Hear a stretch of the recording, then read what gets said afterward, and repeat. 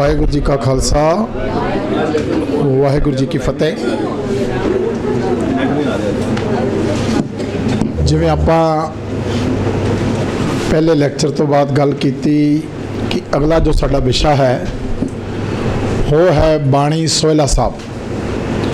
जिहड़ी बाणी असीं रोज़ाना रात नूं सौण वेले पढ़नी है, साडी सिख रहत मर्यादा विच लिखिआ है। पातशाह के समय तो ये मर्यादा चली आ रही है। जो असी सोहला शब्द की गल करते हैं ना, तो सोहला का अर्थ है सुहाग दे गीत। जिमें घर विच लड़की की जदों शादी होवे, आनंद कारज होवे, तो पहला जो गीत औरतों वालों लेडीज़ वालों गाए जाते, जिन्होंने आप अजकल लेडीज़ संगीत कह दें, तो ये एक तो सब तो वड्डी गल विछोड़े का एहसास है, जो लड़की ने माता पिता तो अपन सहेलियां तो विछड़ना है। तो दूसरा ये असीसा ने, वो असीसा कि इन्हें हुण अपने पति घर जाना है, तो पति घर जाके सुखी वसे। सोहला का अर्थ ये बनता है। तो इस सोहला साहब की बाणी जदों असीं अपनी मर्यादा की गल करते हैं, साड़ी अपनी नितनेम दी बाणियां विचों रात नूं पढ़े जाने वाली बाणी है। जदों असीं किसी मृतक का संस्कार करते हैं शमशान घाट विच, उस तो बाद भी उत्थे सोहला साहब की बाणी पढ़ी जाती है, भी साडी मर्यादा विच अंकित है। तो इस सोहला साहब की बाणी विचों सानू की सिखना है, की उपदेश ने, वो मैं बेनती करांगा सिंह साहब प्रोफैसर मनजीत सिंह जी, जो कि अज साडे कोल इत्थे पुजे ने। ते अज सानू हुण दूसरे लैक्चर दे विच सिंह साहब जी ने सोहला बाणी के बारे विचारां की सांझ करनी है। मैं बेनती करांगा सिंह साहब प्रोफैसर मनजीत सिंह।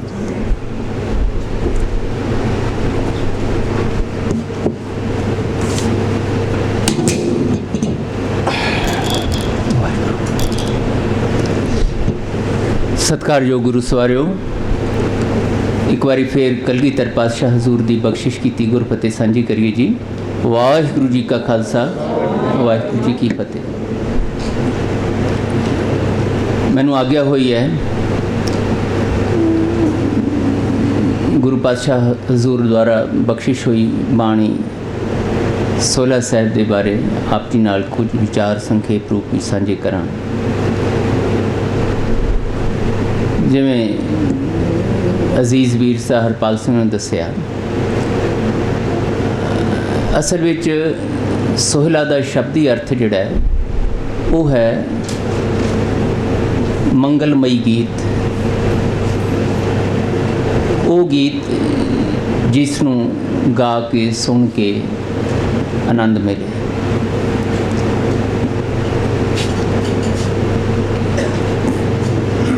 परमात्मा की सिफत सलाह जदों वाहिगुरू की बख्शिश का पात्र बनने की भावना नाल गाई जाए, वो सोहला है। वाहिगुरू जी नूं प्रसन्न करन दा ये सानू सब तो उत्तम श्रेष्ठ साधन गुरु साहब ने दसिया। बाणी का बचन है, हर मंगल गावो तां प्रभ पाओ, सोहलड़ा जुग चार। हर मंगल गावो तां प्रभ पाओ, सोहलड़ा जुग चार। चारे जुगां दे विच महाराज कहते हर समय ये एक विधि विधान है, एक मर्यादा है, एक अटल जुगत है वाहिगुरू जी नूं प्रसन्न करन दा। ये साधन सोहला, यही सोहला साहब दे विच भी महाराज ने सानू उपदेश किया, तुम गावो मेरे निर्भव का सोहला। अगे बचन की कीता, जित सोहला सदा सुख होए। अल्टीमेट रिजल्ट जिहड़ा है सोहले दा अंतम नतीजा, जित सोहला सदा सुख होए। सदीवी सुख दी, सदीवी आनंद की प्राप्ति सोहले राही। तो सोहला मंगलमई गीत, खुशी का गीत, खुशी वास्ते गाया होया कि ये शब्दी अर्थ महान कोश ने बयान किए हैं। जदों असी सोहला बाणी दे बारे गल करते हैं तो ये 5 शब्द ने, 5 शब्द ने ना जी, वक्रे वक्रे गुरु साहिबान दे। थोड़ा जिहा hunगारा मैनू नाल जरूर दे दिया करो कि ताकि मैं समझा, मैनू भी मैं जिन्होंने सुना रहा वो सुन रहे हैं। 5 शब्द ने ते 3 गुरु साहिबान दे मुखारबिंद तो उचारण किए हुए 5 शब्द। पहले 3 शब्द धन गुरु नानक साहब महाराज ते, चौथा शब्द गुरु रामदास साहब महाराज का, 5वां शब्द धन गुरु अर्जन देव पातशाह जी का। ठीक है जी।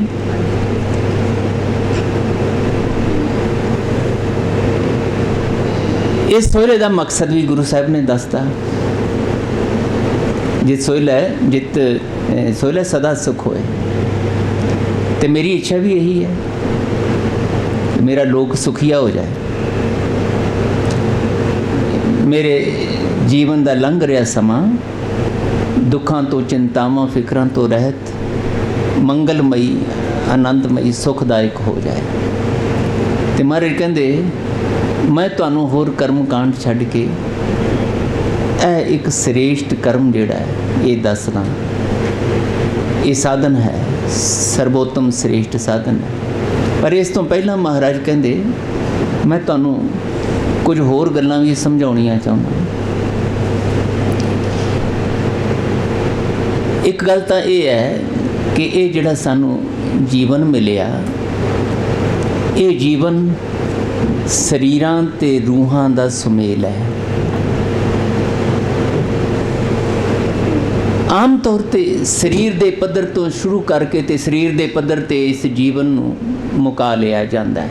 असी शरीरां के पद्धर ते ही जिउंदे हां। बहुत सारे परमात्मा की हस्ती तो मुनकर विद्वान विचारवान कहाउण वाले भी जिहड़े ने वो कहते हैं भई ये शरीर एक खास किस्म के मकैनिज़म के राही, एक खास तकनीक राही, युगत राही ये इकट्ठे होए सैल, जीन्स ये इकट्ठे हो के ये शरीर बन गया। तो ये नथिंगनैस विचों समथिंग जिहड़ी है वो प्रगट हो गई, तो ये शरीर होंद विच आ गया। तो ये चेतना आ गई कैमीकल रिएक्शनस के राही। डार्विन की थ्योरी जिस तरीके नाल चलदी, फिर वो विकास करते करते एक समा आएगा जदों ये जर्जरे हो जाणगे ਜਿਹੜੇ सारे सैल ने, तो ये कहानी मुक जाएगी। तो इस तो बाद फिर कुछ नहीं। ये आत्मा, ये रूह, ये चेतन सत्ता, ये अपने आप च कुछ नहीं है। ये इल्यूजन पैदा किया होया कुछ लोगों का, जिहड़े अपने आप को धार्मिक अध्यात्मक कहाउंदे। इस तरह का ये सिद्धांत कुछ नास्तिक सोच वालियां ने दिता है। पर गुरु साहब इस तरह नहीं जीवन को बयान करते। मैं उस दे वाद विवाद विच जां उस दे विस्तार विच नहीं जाना। वो होर तरह की कहानी उहदे ते फिर किसी वेले चर्चा आपां कर सकते हैं। पर गुरु साहब जीवन नूं शरीर ते रूह के रूप विच देखते हैं कि ये शरीर की रचना हुई 5 तत्त के राही। 5 तत्तां का करता पुरख ने पहला रचन रचाया, फिर उन्होंने 5 तत्तां का एक खास अपने हुक्म विच, रज़ा विच, अपने कौतक दे विच मेल कराया। उस मेल विचों ये साडे शरीर रूपी भांडे होंद विच आए। पर गुरु साहब कहते जीवन कला शरीर नहीं है। ਇਹਦੇ ਵਿੱਚ ਕਰਤਾ ਪੁਰਖ ਵਾਹਿਗੁਰੂ ਨੇ ਆਪਣੀ ਜੋਤ ਟਿਕਾਈ ਹੋਈ ਹੈ ਤੇ ਉਹ ਜੋਤ ਅੰਸ਼ ਰੂਪ ਵਿੱਚ ਹੈ।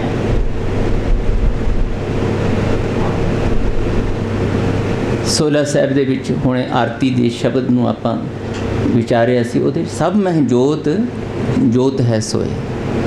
ਤਿਸਦਾ ਚਾਨਣ ਸਭ ਮੈਂ ਚਾਨਣ ਹੋਏ। ਉਸ ਜੋਤ ਕਰਕੇ ਹੀ ਜੀਵਨ ਦੀ ਇਹ ਗਤੀ, ਜੀਵਨ ਦੀ ਹੋਂਦ ਜਿਹੜੀ ਹੈ ਉਹ ਪ੍ਰਤੱਖ ਹੁੰਦੀ ਹੈ। ਗੁਰੂ ਅਮਰਦਾਸ ਸਾਹਿਬ ਬਚਨ ਕਰਦੇ ਨੇ, ਇਹ ਸਰੀਰਾ ਮੇਰਿਆ ਹਰ ਤੁਮ ਮੈਂ ਜੋਤ ਰੱਖੀ, ਤਾਂ ਤੂੰ ਜਗ ਮੈਂ ਆਇਆ। ਜੋਤ ਤੋਂ ਬਿਨਾ ਹੋਂਦ ਨਹੀਂ। ਮਹਾਰਾਜ ਕਹਿੰਦੇ ਜਦੋਂ ਜੋਤ ਖਿੰਚ ਲੈਂਦੇ ਆ ਨਾ ਵਾਹਿਗੁਰੂ ਆਪਣੇ, ਤੇ ਸਰੀਰ ਮਿੱਟੀ ਢੇਰੀ ਹੋ ਜਾਂਦਾ ਆਪਣੇ ਆਪ 'ਚ। ਮਹਾਰਾਜ ਕਹਿੰਦੇ ਹੈ ਹੀ ਇਹ ਮਿੱਟੀ ਦੀ ਢੇਰੀ ਹੈ। ਨਾਨਕ ਢੇਰੀ ਛਾਰ ਕੀ ਭੀ ਫਿਰ ਹੋਈ ਛਾਰ, ਇਹ ਛਾਰ ਦੀ ਢੇਰੀ ਹੈ। ਕਬੀਰ ਜੀ ਕਹਿੰਦੇ ਆ, ਕਬੀਰਾ ਧੂਰ ਸਕੇਲ ਕਹਿ ਪੁਰੀਆ ਬਾਂਦੀ ਦੇ। ਇਹ ਦੇ ਉਹਦੇ ਵਿੱਚ ਹੀ ਆਪਾਂ ਪਿਛਲੇ ਸਮੇਂ ਵਿੱਚ ਵੀ ਇਸ ਦੇ ਬਾਰੇ ਚਰਚਾ ਕੀਤੀ ਸੀਗੀ। ਗੁਰੂਦੇਵ ਕਹਿੰਦੇ ਇਹ ਸਰੀਰ ਕਿਸੇ ਵੇਲੇ ਨਹੀਂ ਸੀ, ਕਰਤਾ ਪੁਰਖ ਦੇ ਹੁਕਮ ਵਿੱਚ ਸਰੀਰਕ ਸੰਜੋਗਾਂ ਦੇ ਰਾਹੀਂ ਇਹ ਹੋਂਦ ਵਿੱਚ ਆ ਗਿਆ। ਤੇ ਹੋਂਦ ਵਿੱਚ ਜਦੋਂ ਆਇਆ, ਗਢੇਂਦਿਆਂ 6 ਮਾਹ 6 ਮਹੀਨਿਆਂ 'ਚ ਇਹ ਸਰੀਰ ਦੀ ਬਣਤਰ ਬਣੀ। ਪਰ ਆਪਾਂ 9 ਮਹੀਨੇ ਗਿਣਦੇ ਆ ਨਾ। ਹੁਣ ਬਾਬਾ ਫਰੀਦ ਜੀ 6 ਮਹੀਨੇ ਕਿਉਂ ਕਹਿੰਦੇ ਆ, ਮੈਂ ਇਹਦੇ ਵਿਸਥਾਰ ਵਿੱਚ ਵੀ ਨਹੀਂ ਜਾਣਾ, ਇਹ ਫਿਰ ਅੱਗੋਂ ਇੱਕ ਵੱਖਰੀ ਕਹਾਣੀ। ਇਹਦਾ ਫਿਰ ਜੁੜ ਜਾਂਦਾ ਸਰੀਰ ਦੀ ਕੈਮਿਸਟਰੀ ਨਾਲ ਜਾ ਕੇ ਭੇਦ। ਗਣੇਂਦਿਆਂ 6 ਮਾਹ ਤੁੜਿੰਦਿਆਂ ਇੱਕ ਖਿਨੋ। ਉਹ 6 ਮਾਹ ਕਿਉਂ ਕਹਿ ਰਹੇ? ਖੈਰ, ਵਿੱਚ ਜੋਤ ਆ ਗਈ। ਇੱਕ ਸਮਾਂ ਆਉਂਦਾ ਹੈ ਜਦੋਂ ਮਾਂ ਨੂੰ ਪਤਾ ਲੱਗਦਾ ਹੈ ਕਿ ਉਹ ਜਿਹੜਾ ਅੰਦਰ ਸਰੀਰ ਬਣ ਰਿਹਾ ਨਾ, ਉਹ ਹਰਕਤ ਕਰਨ ਲੱਗ ਗਿਆ। ਉਹ ਹਰਕਤ ਕਦੋਂ ਹੁੰਦੀ ਹੈ? ਜੋਤ ਆਈ ਹੈ ਵਿੱਚ, ਰੂਹ ਆਈ ਹੈ ਵਿੱਚ। ਕੁੱਖ ਦੇ ਅੰਦਰ ਬਣੇ ਹੋਏ ਸਰੀਰ ਦੇ ਅੰਦਰ ਰੂਹ ਨੇ ਪ੍ਰਵੇਸ਼ ਕੀਤਾ ਹੈ। ਉਹ ਅੰਸ਼ ਰੂਪ ਵਿੱਚ ਆਈ ਹੋਈ ਰੂਹ ਆਤਮਾ। ਮਹਾਰਾਜ ਕਹਿੰਦੇ ਇਹ ਖੇਡ ਪਹਿਲੀ ਵਾਰੀ ਨਹੀਂ ਵਾਪਰੀ, ਇਹ ਬਹੁਤ ਸਮਾਂ ਤੋਂ ਵਾਪਰ ਰਹੀ ਹੈ। ਜੁੜ ਜੁੜ ਵਿਛੜੇ, ਵਿਛੜ ਜੁੜੇ, जीव जीव मुए मुए जीवे, केतियाँ के बाप केतियाँ के बेटे, केते गुर चेले हुए, आगे पाछा गणतना क्या जाति क्या हुण हुए। किन्नी क वारी कौन किसी का प्यो बनया, कौन किसी की माँ बनी, कौन। महाराज कहते चलिया आ रहा सिलसिला और अनंत समय तो चलिया आ रहा, तो ये अनंत समय तक चलता रहना। ये ਵਿੱਚ ਮਹਾਰਾਜ ਕਹਿੰਦੇ ਪੂਰਬ ਜਨਮ ਕੇ ਮਿਲੇ ਸੀ ਲੋਕ। ਇਹ ਪੂਰਬਲੇ ਜਨਮਾਂ ਦੇ ਵਿੱਚ ਸਾਡੇ ਰਿਸ਼ਤੇ ਸੀਗੇ। ਅੱਜ ਨੇ ਅਸੀਂ ਇੱਥੇ ਬੈਠੇ ਹਾਂ ਨਾ, ਇਹ ਵੀ ਐਵੇਂ ਨਹੀਂ ਬੈਠੇ।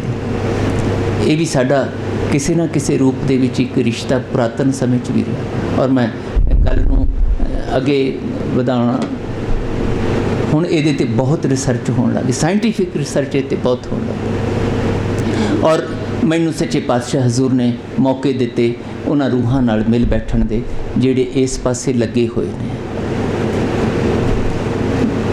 ਬੜੇ ਬੜੇ ਸਾਈਕੈਟਰਿਸਟ ਜਿਨ੍ਹਾਂ ਕੋਲ ਪਾਸਟ ਲਾਈਫ ਰਿਗਰੈਸ਼ਨ ਆਪਣੇ ਆਪ 'ਚ ਇੱਕ ਥੈਰੇਪੀ ਹੈ। ਬੇਟਾ ਕਰ ਰਿਹਾ, ਸਭ ਤੋਂ ਛੋਟਾ ਬੇਟਾ, ਉਸ ਨੂੰ ਮਹਾਰਾਜ ਨੇ ਇੱਕ ਪਾਸੇ ਲਾ ਲਿਆ। ਫਾਰਮੇਸੀ ਦੀ ਮਾਸਟਰ ਤੋਂ ਬਾਅਦ ਉਤਰਿਆ ਤੇ ਇੱਧਰ ਲੱਗਿਆ। पास्ट लाइफ रिग्रेशन अपने आप की एक थेरेपी है। महाराज ने जोड़ा बचन जन्म जन्म की इस मन को मल लागी काला हुआ सिया जन्मां जन्मांतरां तो महाराज कहते तुसीं अपने अंतशकरण नूं डस्टबिन बनाया होया है।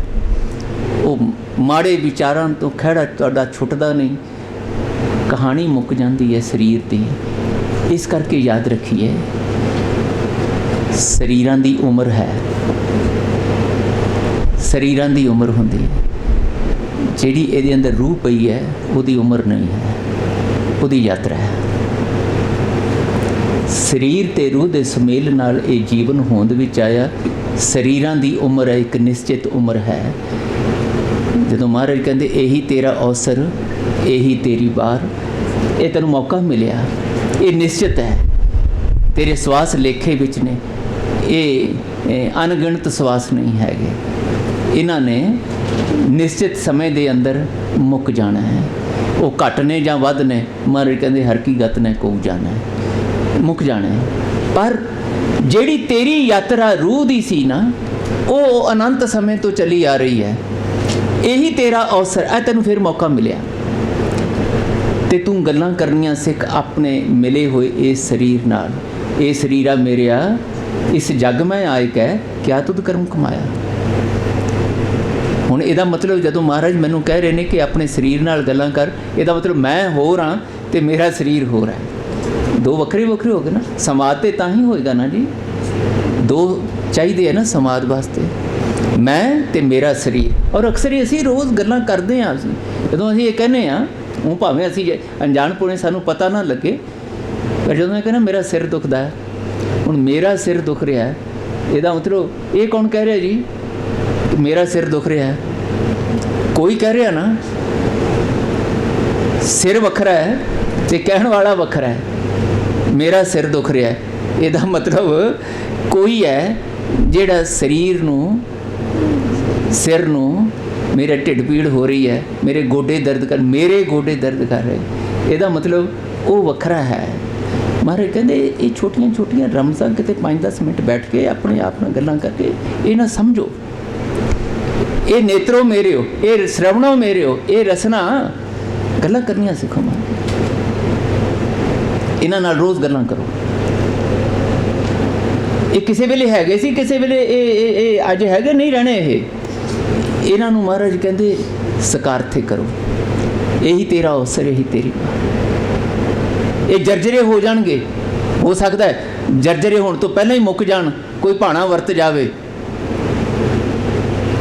ਬਚਪਨ ਦੇ ਵਿੱਚ ਹੀ, ਜਵਾਨੀ 'ਚ ਹੀ ਇਹ ਸਵਾਸ ਮੁੱਕ ਜਾਣ।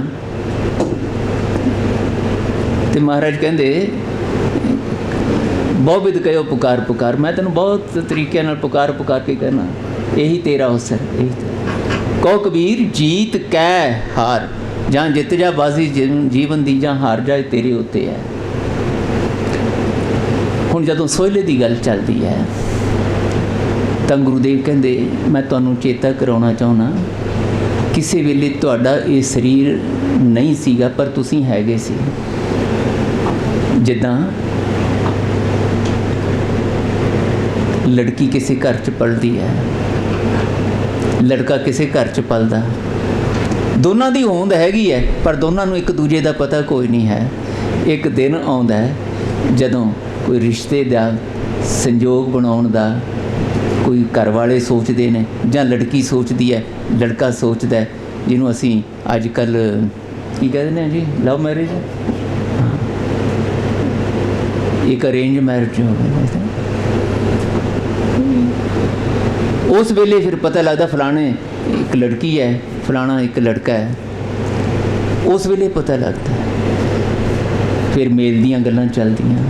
ਕਈ ਤਰੀਕੇ ਨਾਲ ਅਸੀਂ ਜੋੜ ਤੋੜ ਘਟਾਵ ਦਾ, ਗਿਣਤੀਆਂ ਮਿਣਤੀਆਂ, ਜਾਤ ਪੁੱਛਦੇ ਹਾਂ, ਘਰ ਦੇਖਦੇ ਹਾਂ, ਖਾਨਦਾਨ ਦੇਖਦੇ ਹਾਂ, ਪੈਸਾ ਦੇਖਦੇ ਹਾਂ, ਫਲਾਣਾ ਫਲਾਣਾ ਫਲਾਣਾ। ਕਾਹਦੇ ਲਈ? ਸਾਡਾ ਮੁੰਡਾ ਸੁਖੀ ਵਸੇ, ਸਾਡੀ ਕੁੜੀ ਸੁਖੀ ਵਸੇ,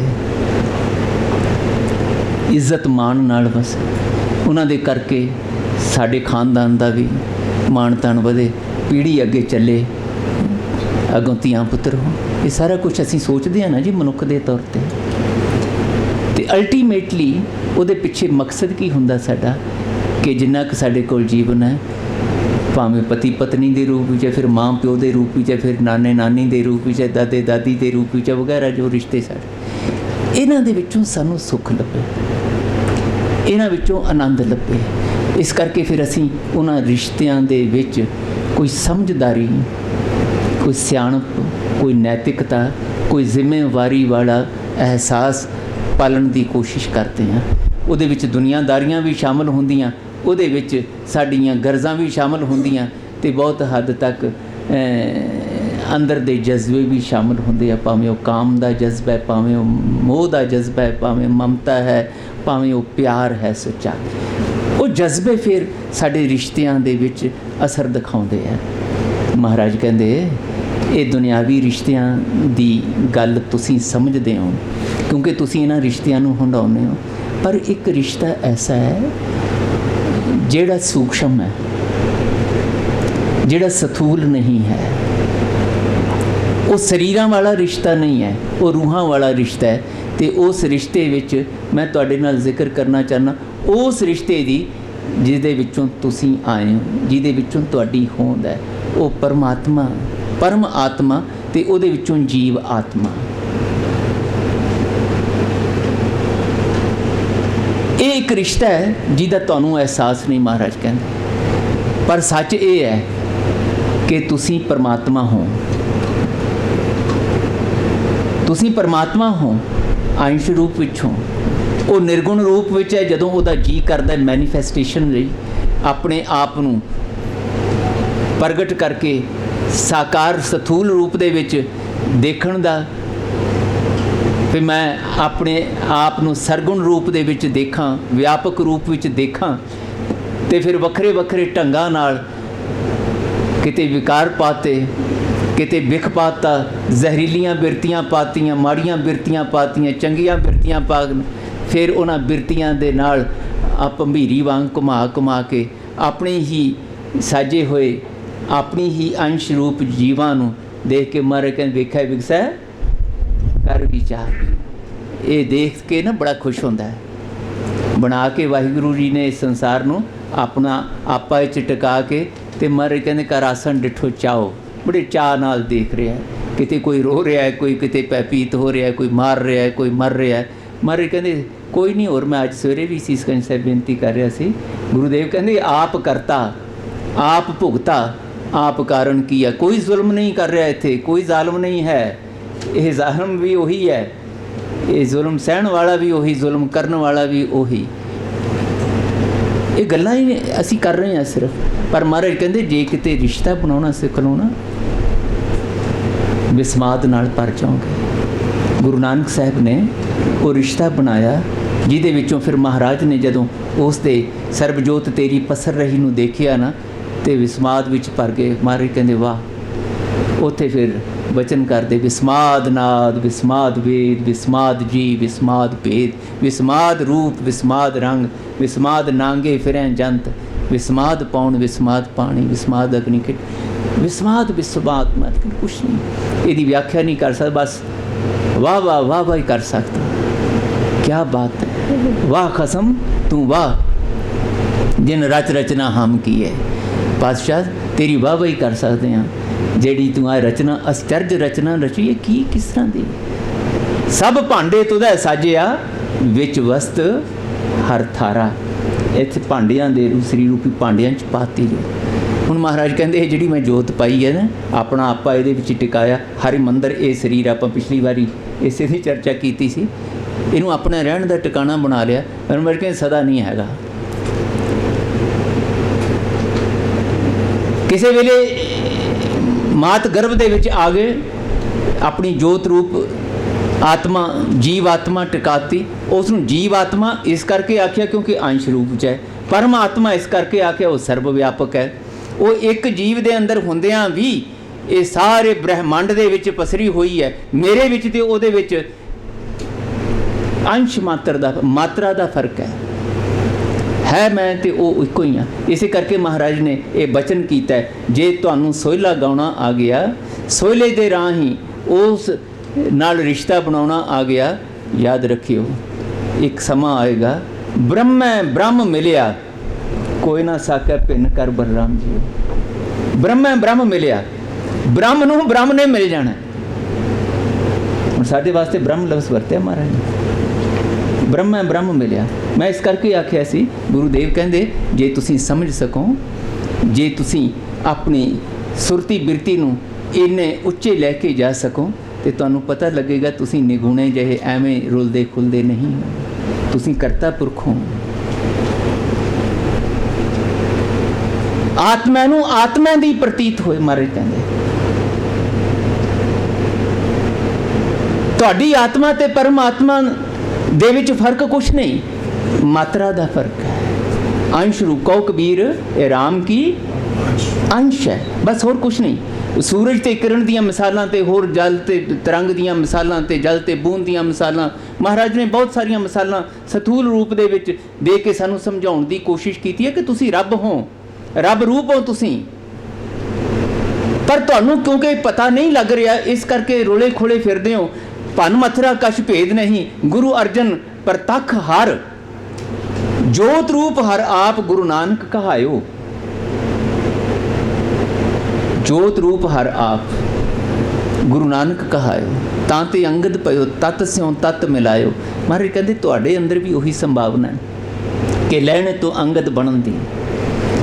जिवें जोत रूप दे विच सरीर रूपी भांडे अंदर आई हुई गुरु आत्मा प्रतख हर है, इसे तरह महाराज कहते तुसीं भी प्रतख हर हो, पर तुहाडे कोल अजे वो समझ विकसित नहीं हो रही जिहड़ी तुहानूं तुहाडे प्रतख होण दा सच दा बोध करवा सके। यह मौका है तुहाडे कोल। इस करके कबीर जी कहते हैं संभालो इस मौके, संभालो इस मौके नूं। ते संभालण वास्ते तरीका की है? गुरु ने जो मत दी है, बाणी दी है, उस दे राही अपने ते वाहिगुरु जी दे रिश्ते नूं समझो। तुसीं कौन हो ते तुहानूं रचण वाला कौन है, तुहाडी जीवन दी होंद नूं बनाउण वाला कौन है। इस करके गुरुदेव कहते मेरी अरदास, मैं बेनती कर रहा सी कि उत्थे मिसाल जिहड़ी दित्ती है ना, वो मंगलमई गीत है, पर मिसाल दित्ती है मौत दी।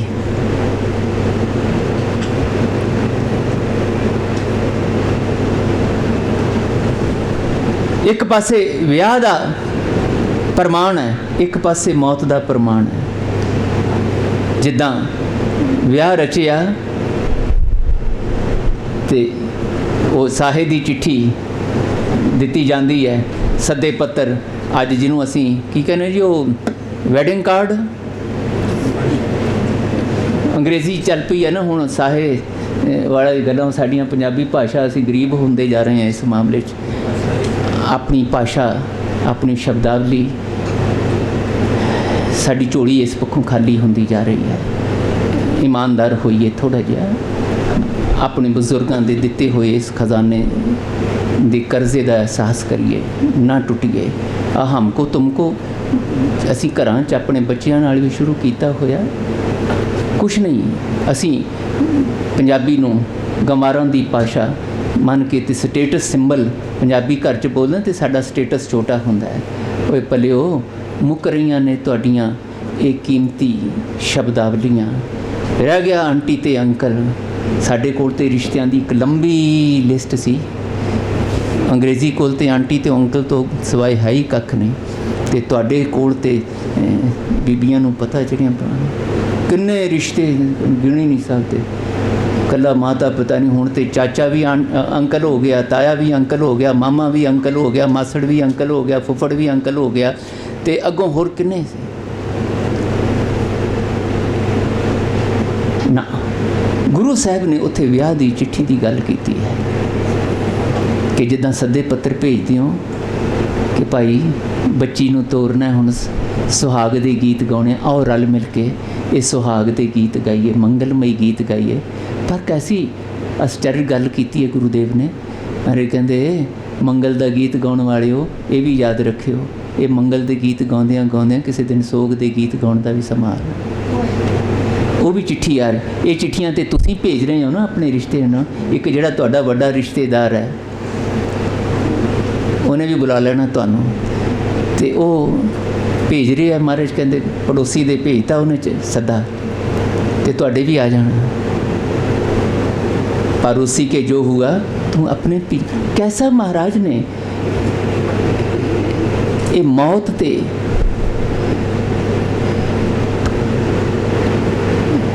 विछोड़े ते मिलाप दा हैरान कुन सुमेल कीता। महाराज कहते ना मौत दा भै तुहानूं तंग करे, ते ना ये मंगलमई खुशियां जिहड़ियां ने ये तुहानूं आपे तो बाहर करन जिहड़ियां अजकल कर रही ने। 4-4 वज जाते हैं तो भाई साहब उड़ीकते है, रागी सिंह उड़ीकते है कदों बरात आवे, कुड़ी वाले भी बेचारे उड़ीकी जाते हैं कदों आउण मुंडे वाले, तो कोई होए तो फिर भाई जी। तो मैं भी तो उत्थे यही बैठा रहंदा भी चंगा ठीक है खसमां नूं खाओ, जे नहीं तुहानूं गुरु नाल प्यार तो खाना पूरी ही करनी है तो बस ठीक है, फिर मैं भी यही कर। वो सदड़े नित पवन जिहड़ा साहे दा गीत है, सोहले दा गीत, वो किने सुनना, कौन सुने? ਉਹਦੇ वास्ते तो साढ़े कोल समा ही नहीं। महाराज कहते आ रहा सदा, दूजा सदा भी आ रहा है, तो आप भी छोड़िया आप मिला। संजोग विजोग ये नाल नाल चलने हैं। नानक हर आपे जोड़ विछोड़े, हर बिन को दूजा नाही। इस करके वो जिहड़ा रिश्तेदार है ना, उन्हें तुहानूं साहा चिट्ठी भेजनी है। उधरों तुम गावो मेरे निरभाव का सोहला हो, वारी जित सोहला सदा सुख होए। ते नाल ही कही जाते घर घर हो पहुँचा, सदड़े नित पौन। पहुँचा नहीं है, पहुँचा। पहुँचा लफ्ज़ है। पहुँचा मतलब साहे दी चिट्ठी, सदा पत्र, मंगलमई चिट्ठी नूं, साहे चिट्ठी नूं, विआह दी चिट्ठी नूं मौत दे सदे नाल जोड़ के, ये गुरु दे कौतक। महाराज कहते मेरे सिख वास्ते मौत ते जिंदगी ये दो वखरियां वखरियां गल्लां नहीं होना चाहिए। मैं तुहानूं मौत दे भै तो इन्ना ज़्यादा उत्ते चुक देना चाहना, एवें नहीं होना। मौत तुहानूं इस करके भयभीत करदी है क्योंकि तुहानूं जीउणा नहीं आ रहा, तुहानूं जीउण दी जुगत नहीं आ रही। तुसीं ना समझियां विच, अवेसलेपन च, बेध्यानेपन दे विच जीवन जीउ रहे हो। तुहाडी जिंदगी मंगलमई गीत बन जाना चाहिदी सी। ये मंगलमई अपने करता पुरख दे सब तो श्रेष्ठ रिश्तेदार दे गीत गांदे गांदे पूरी जिंदगी सतचित आनंद बन जानी चाहिए, सच का आनंद बन जानी चाहिए सी। जित सोहला सदा सुख होए, सदीवी आनंद दा अधिकारी बन जाना चाहिए सी। तुहानूं इस मौत दे सदे तो पहला पहला तुहानूं ते मौत हुणे ही डराई जाती है। तुहानूं तो यही लगता मेरे बच्चे नूं कुछ ना हो जाए, मेरे घर नूं कुछ ना हो जाए, मेरे नज़र ना लग जाए, काली तौड़ी ला दिओ 1.5 करोड़ की कोठी बना के, इनू नज़र ना लग जाए किसी। महाराज कहते 24 घंटे तो तुसीं इस सहम दे विचों, मेरा आ ना खुस जाए, मेरा शरीर ना खुस जाए, मेरे फलाने का ना हो जाए, उहदे नाल ना भाना वा। 24 घंटे तो तुसीं भै दे विच जीउ रहे हो, सहम दे विच। जो सदा सुख होई कित्थे है। इस करके रात नूं बाणी पढ़न की गल कीती गई, क्योंकि रात वो समा हुंदा है जदों असीं शरीर करके सौ जाने आ ते गूढ़ी नींद जिद्दां आ जाए ना, फिर भाणा की वापरिया संसार च कुछ नहीं पता होंदा। महाराज कहते सुते हो ये सुते ही रह जाना जे, ये भी कोई पता नहीं कि सवेर जागण का समा आना कि नहीं आना। यह रात जिहड़ी है ना, ये किते लम्मी नींद ना बन जाए। ये नींद बनन तो पहला पहला जागना सीख लो। जागो जागो सूते हो, चलिया बनजारा। होश विच आओ। शरीर नूं नींद आउणी है, पर शरीर नूं नींद आउंदियां आउंदियां तुहाडे रूह नूं, तुहाडी मत नूं, तुहाडे मन नूं जागना आ जाए। ते सुत्तियां भी तुसीं महाराज कहंदे जाग के सौ। शरीर दी नींद तुहानूं ना सवावे। तुसीं ते दिने भी जागदे अपने आप नूं कौनो, उदों भी महाराज कहंदे सुत्ते पए हो तुसीं तां। एक सतगुरु जागता और सब जग सूता, मोह प्यास। महाराज कहते सब संसार सुता पिया है। गुरुदेव जी कहते तो किसी को नहीं पता लगता भई वो गुआंढी दे जो होया वो बड़ा अफसोस होया जी, बड़ा माड़ा होया जी, बहुत पता नहीं रब ने तुहाडे नाल भाणा वरताता जी, रब ने कीता जी, वो फलाना फलाना। महाराज कहते आ दूजियां नाल गल्लां करन वालिया आ गई वारी तेरी भी। इस सोहले का क्या अजीब मकसद, क्या अजीब संदेश है। गाउणा मंगलमई गीत ते देना मौत का सुनेहा। इस तो उपर विस्मादी बचन कोई नहीं हो सकते। रात नूं सौण लगियां क्योंकि उस वेले नींद का पहरा। महाराज कहते मैं तुहानूं नींद विच भी जागिया देखना चाहुंदा। शरीर करके जागे तो तुसीं उदों भी सुत्ते पए हो, पर मैं तुहानूं शरीर करके सुत्तियां वेले भी जागिया देखना चाहुंदा। इस करके महाराज कहते नित नित जागरण करो, जप जगदीशरा। हर वेले कॉन्सटेंट अवेयरनेस, 24 घंटे की जागृत अवस्था तुहाडी बने, क्योंकि कोई पता नहीं किस वेले किस विकार ने तुहाडे ते आके हमला करके तुहानूं उजड़े पा देना, तुहानूं अवेसले कर देना, तुहानूं बेध्याने कर देना। जिंदगी का मकसद तुहानूं भुल जाना ते तुहाडीआं खुशियां गमियां दे विच बदल जाणीआं। ते फिर तुसीं कहणे एक ही हो गया मेरे नाल, मैं तो किते सोचिया भी नहीं सीगा, एक ही हो गया मेरे नाल ना। महाराज कहंदे इस पछतावे तो पहला पहला ही, इस नमोशी तो पहला पहला ही जागना सीख लो। ਤੇ ਜਾਗਣ ਵਾਸਤੇ ਮਹਾਰਾਜ ਕਹਿੰਦੇ ਮੈਂ ਤੁਹਾਨੂੰ ਆਹ ਦਾਤ ਦਿੱਤੀ। ਤੁਹਾਡੇ ਅੰਦਰ ਪਏ ਨੇ ਕਾਮ ਕ੍ਰੋਧ ਲੋਭ ਮੋਹ ਹੰਕਾਰ, ਇਹ ਸ਼ਬਦ ਹੈ ਨਾ ਗੁਰੂ ਰਾਮਦਾਸ ਸਾਹਿਬ, ਕਾਮ ਕ੍ਰੋਧ ਨਗਰ ਬਹੁ ਭਰਿਆ ਮਿਲ ਸਾਧੂ ਖੰਡਲ ਖੰਡਾਏ, ਪਏ ਨੇ। ਮਹਾਰਾਜ ਕਹਿੰਦੇ ਵਿਕਾਰ ਪਏ ਨੇ ਇੱਥੇ ਤੁਹਾਡੇ ਸਰੀਰ ਦੇ ਅੰਦਰ, ਪਰ ਮਿਲ ਸਾਧੂ ਖੰਡਲ ਖੰਡਾ ਹੈ, ਪੂਰਬ ਲਿਖਤ ਲਿਖੇ ਗੁਰ ਪਾਇਆ। ਇਹ ਤੁਹਾਡੀ ਪੂਰਬਲੀ ਕਮਾਈ ਸੀ। ਆ ਬੈਠੇ ਹੋ ਜਿਹੜੇ ਮਹਾਰਾਜ ਕਹਿੰਦੇ ਗੁਰੂ ਦੀਆਂ ਬਾਤਾਂ ਪਾ ਰਹੇ, ਇਹ ਪੂਰਬਲੀ ਕਮਾਈ ਹੈ, ਐਵੇਂ ਨਹੀਂ ਬੈਠੇ। ਤੁਹਾਡੇ ਚੰਗੇ ਭਾਗ ਨੇ ਕਿ ਤੁਹਾਨੂੰ ਗੁਰੂ ਦੇ ਪਿਆਰ ਵਿੱਚ ਗੁਰੂ ਦੀ ਦਿੱਤੀ ਹੋਈ ਸਿੱਖਿਆ ਨੂੰ ਸਮਝਣ ਬੁੱਝਣ ਦੇ ਲਈ ਇਹ ਸੁਭਾਗ ਮਿਲ ਗਿਆ। ਲੋਕਾਂ ਕੋਲ ਨਹੀਂ ਹੈ।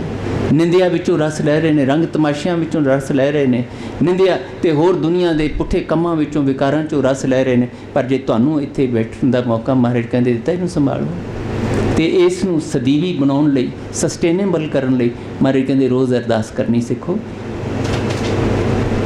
ਜੈ ਘਰ ਕੀਰਤ ਆਖੀਐ ਕਰਤੇ ਕਾ ਹੋਏ ਵਿਚਾਰੋ, ਤਿਤ ਕਰ ਗਾਵੋ ਸੋਹਿਲਾ ਸਿਵਰੋ ਸਿਰਜਣਹਾਰੋ। ਇਹ ਅਵੇਸਲੇ ਹੋ ਕੇ ਪੜ੍ਹਨ ਵਾਲੀ ਬਾਣੀ ਨਹੀਂ ਹੈ। ਸਾਹਿਬ ਜੀ ਕਹਿੰਦੇ ਇਸ ਹਿਰਦੇ ਰੂਪੀ ਘਰ ਵਿੱਚ ਤਿਤ ਕਰ ਗਾਵੋ ਸੋਹਿਲਾ, ਜਿਸ ਘਰ ਦੇ ਵਿੱਚ ਮਹਾਰਾਜ ਕਹਿੰਦੇ ਸੱਚੀ ਮੁੱਚੀ ਪਿਆਸ ਲੱਗੀ ਹੈ ਪਾਤਸ਼ਾਹ, ਇਹ ਨੀਂਦ ਸਰੀਰਕ ਨੀਂਦ ਨਹੀਂ, ਮੇਰੀ ਮਤ ਦੀ ਨੀਂਦ, ਮੇਰੇ ਮਨ ਦੀ ਨੀਂਦ, ਨੈਣੋ ਨੀਂਦ ਪਰ ਦ੍ਰਿਸ਼ਟ ਵਿਕਾਰ। ਇਹ ਸਰੀਰਕ ਅੱਖਾਂ ਨੂੰ ਕੇਵਲ ਥਕਾਵਟ ਦੀ ਨੀਂਦ ਨਹੀਂ ਹੈ। ਮਹਾਰਾਜ ਕਹਿੰਦੇ ਇਹਨੂੰ ਵਿਕਾਰੀ ਬਿਰਤੀਆਂ ਨਾਲ ਦੇਖਣ ਦੀ ਜਿਹੜੀ ਨੀਂਦ, ਇਹ ਨੀਂਦ ਆਈ ਹੋਈ ਹੈ। ਨੈਣੋ ਨੀਂਦ ਪਰ ਦ੍ਰਿਸ਼ਟ ਵਿਕਾਰ, ਸ਼ਰਵਣ ਸੋਏ ਸੁਣ ਨਿੰਦ ਵਿਚਾਰ, ਰਸਨਾ ਸੋਈ ਲੋਭ ਮਿੱਠੇ ਸਾਧ, ਮਨ ਸੋਇਆ ਮਾਇਆ ਬਿਸਮਾਦ। ਇਸ ਗ੍ਰਹਿ ਮੈਂ ਕੋਈ ਜਾਗਤ ਰਹਿ, ਕੋਈ ਹੈ ਜਿਹੜਾ ਜਾਗਦਾ ਹੈ, ਬਾਕੀ ਤੇ ਮਹਾਰਾਜ ਕਹਿੰਦੇ ਸਭ ਸੁੱਤੇ ਨੇ। ਤੇ ਜਿਹੜਾ ਜਾਗਦਾ ਹੈ ਉਹੀ ਆਨੰਦ ਰੂਪੀ ਸਾਬਤ ਫਲ ਪ੍ਰਾਪਤ ਕਰਦਾ ਹੈ। ਇਸ ਕਰਕੇ ਰੋਜ਼ ਮਹਾਰਾਜ ਕਹਿੰਦੇ ਸੌਣ ਤੋਂ ਪਹਿਲਾਂ ਇਹ ਅਰਦਾਸ ਕਰਿਆ ਕਰੋ। ਜੈ ਘਰ ਕੀਰਤ ਆਖੀਐ ਕਰਤੇ ਕਾ ਹੋਏ ਵਿਚਾਰੋ, ਤਿਤ ਕਰ ਗਾਵੋ ਸੋਹਿਲਾ ਸਿਵਰਿਓ ਸਿਰਜਣਹਾਰੋ, ਤੁਮ ਗਾਵੋ ਮੇਰੇ ਨਿਰਭਉ ਕਾ ਸੋਹਿਲਾ। ਹਉ ਵਾਰੀ ਜਿਤ ਸੋਹਿਲਾ ਸਦਾ ਸੁਖ। ਸਦਕੇ ਜਾਣ ਦੀ ਗੱਲ ਹੈ, ਖਾਨਾ ਪੂਰੀ ਕਰਨ ਦੀ ਗੱਲ ਨਹੀਂ। ਉਹ ਕਰਮ ਕਾਂਡੀ ਪੂਜਾ ਨਹੀਂ, ਕਰਮ ਕਾਂਡ ਵਾਸਤੇ ਸਿਰ ਪੜ੍ਹਨ ਵਾਸਤੇ ਨਹੀਂ। ਹਉ ਵਾਰੀ ਸਦਕੇ ਜਾ ਕੇ ਪੜ੍ਹੋ ਪੂਰੀ ਮਸਤੀ ਦੇ ਵਿੱਚ। ਵਾਹਿਗੁਰੂ ਤੂੰ ਮੈਨੂੰ ਨੀਂਦ ਵੀ ਦਿੱਤੀ। ਲੋਕਾਂ ਕੋਲ ਜਿਨ੍ਹਾਂ ਕੋਲ ਨੀਂਦ ਨਹੀਂ ਹੈ ਉਹ ਸਲੀਪਿੰਗ ਪਿਲਸ ਖਾ ਖਾ ਕੇ ਨੀਂਦਾਂ ਲੱਭਦੇ ਪਏ ਹੈ, ਨੀਂਦਾਂ ਹੀ ਹਰਾਮ ਹੋ ਗਈਆਂ। ਤੂੰ ਮੈਨੂੰ ਸੌਣ ਵਾਸਤੇ ਨੀਂਦ ਦਿੱਤੀ, ਸੌਣ ਵਾਸਤੇ ਇਹ ਕੋਈ ਬਿਸਤਰਾ ਦਿੱਤਾ, ਕੋਈ ਕੁਛ ਦਿੱਤਾ। ਇਹ ਸਾਰਾ ਕੁਛ ਤੇਰੀ ਦਾਤ। ਇਸ ਦੇ ਵਿੱਚ ਨੀਂਦ ਮੇਰੀ ਸਰੀਰਕ ਤੌਰ 'ਤੇ ਸੁਖਾਲੀ ਹੋ ਜਾਏ, ਮੇਰਾ ਮਨ ਸ਼ੁਕਰ ਵਿੱਚ ਜੁੜ ਕੇ ਇਸ ਨੀਂਦ ਨੂੰ, ਤੇਰੀ ਦਿੱਤੀ ਨੀਂਦ ਨੂੰ ਮਾਣ ਸਕੇ। ਮੇਰਾ ਮਨ ਨਾ ਸੌਵੇਂ ਪਾਤਸ਼ਾਹ, ਮੇਰੀ ਮਤ ਨਾ ਸੌਵੇਂ। ਇਸ ਕਰਕੇ ਮੇਰੇ 'ਤੇ ਕਿਰਪਾ ਕਰੋ। ਮੈਂ ਸਦਕੇ ਜਾਣਾ ਤੁਹਾਡੇ ਗੁਣ ਗਾਨ ਤੋਂ ਕਿ ਤੁਸੀਂ ਇਸ ਸਮਰੱਥਾ ਦੇ ਮਾਲਕ, ਇੰਨੀ ਮਹਿਮਾ ਤੁਹਾਡੀ। ਨਿਤ ਨਿਤ ਜੀੜੇ ਸੰਭਾਲੀਆਂ ਦੇਖੇਗਾ ਦੇਵਨਹਾਰ। ਮਹਾਰਾਜ ਕਹਿੰਦੇ ਤੁਹਾਡੀਆਂ ਰੂਹਾਂ ਨੂੰ, ਤੁਹਾਡੀਆਂ ਜ਼ਿੰਦਗੀਆਂ ਨੂੰ ਬਣਾ ਕੇ ਦੇਖ ਰਿਹਾ ਹੈ। ਉਹ ਸੰਭਾਲ ਵੀ ਰਿਹਾ ਤੇ ਦੇਖ ਵੀ ਰਿਹਾ ਹੈ, ਤੁਹਾਡਾ ਚੰਗਾ ਮੰਦਾਪਣ ਦੇਖ ਰਿਹਾ ਹੈ। ਦੇਖੇਗਾ ਦੇਵਨਹਾਰ।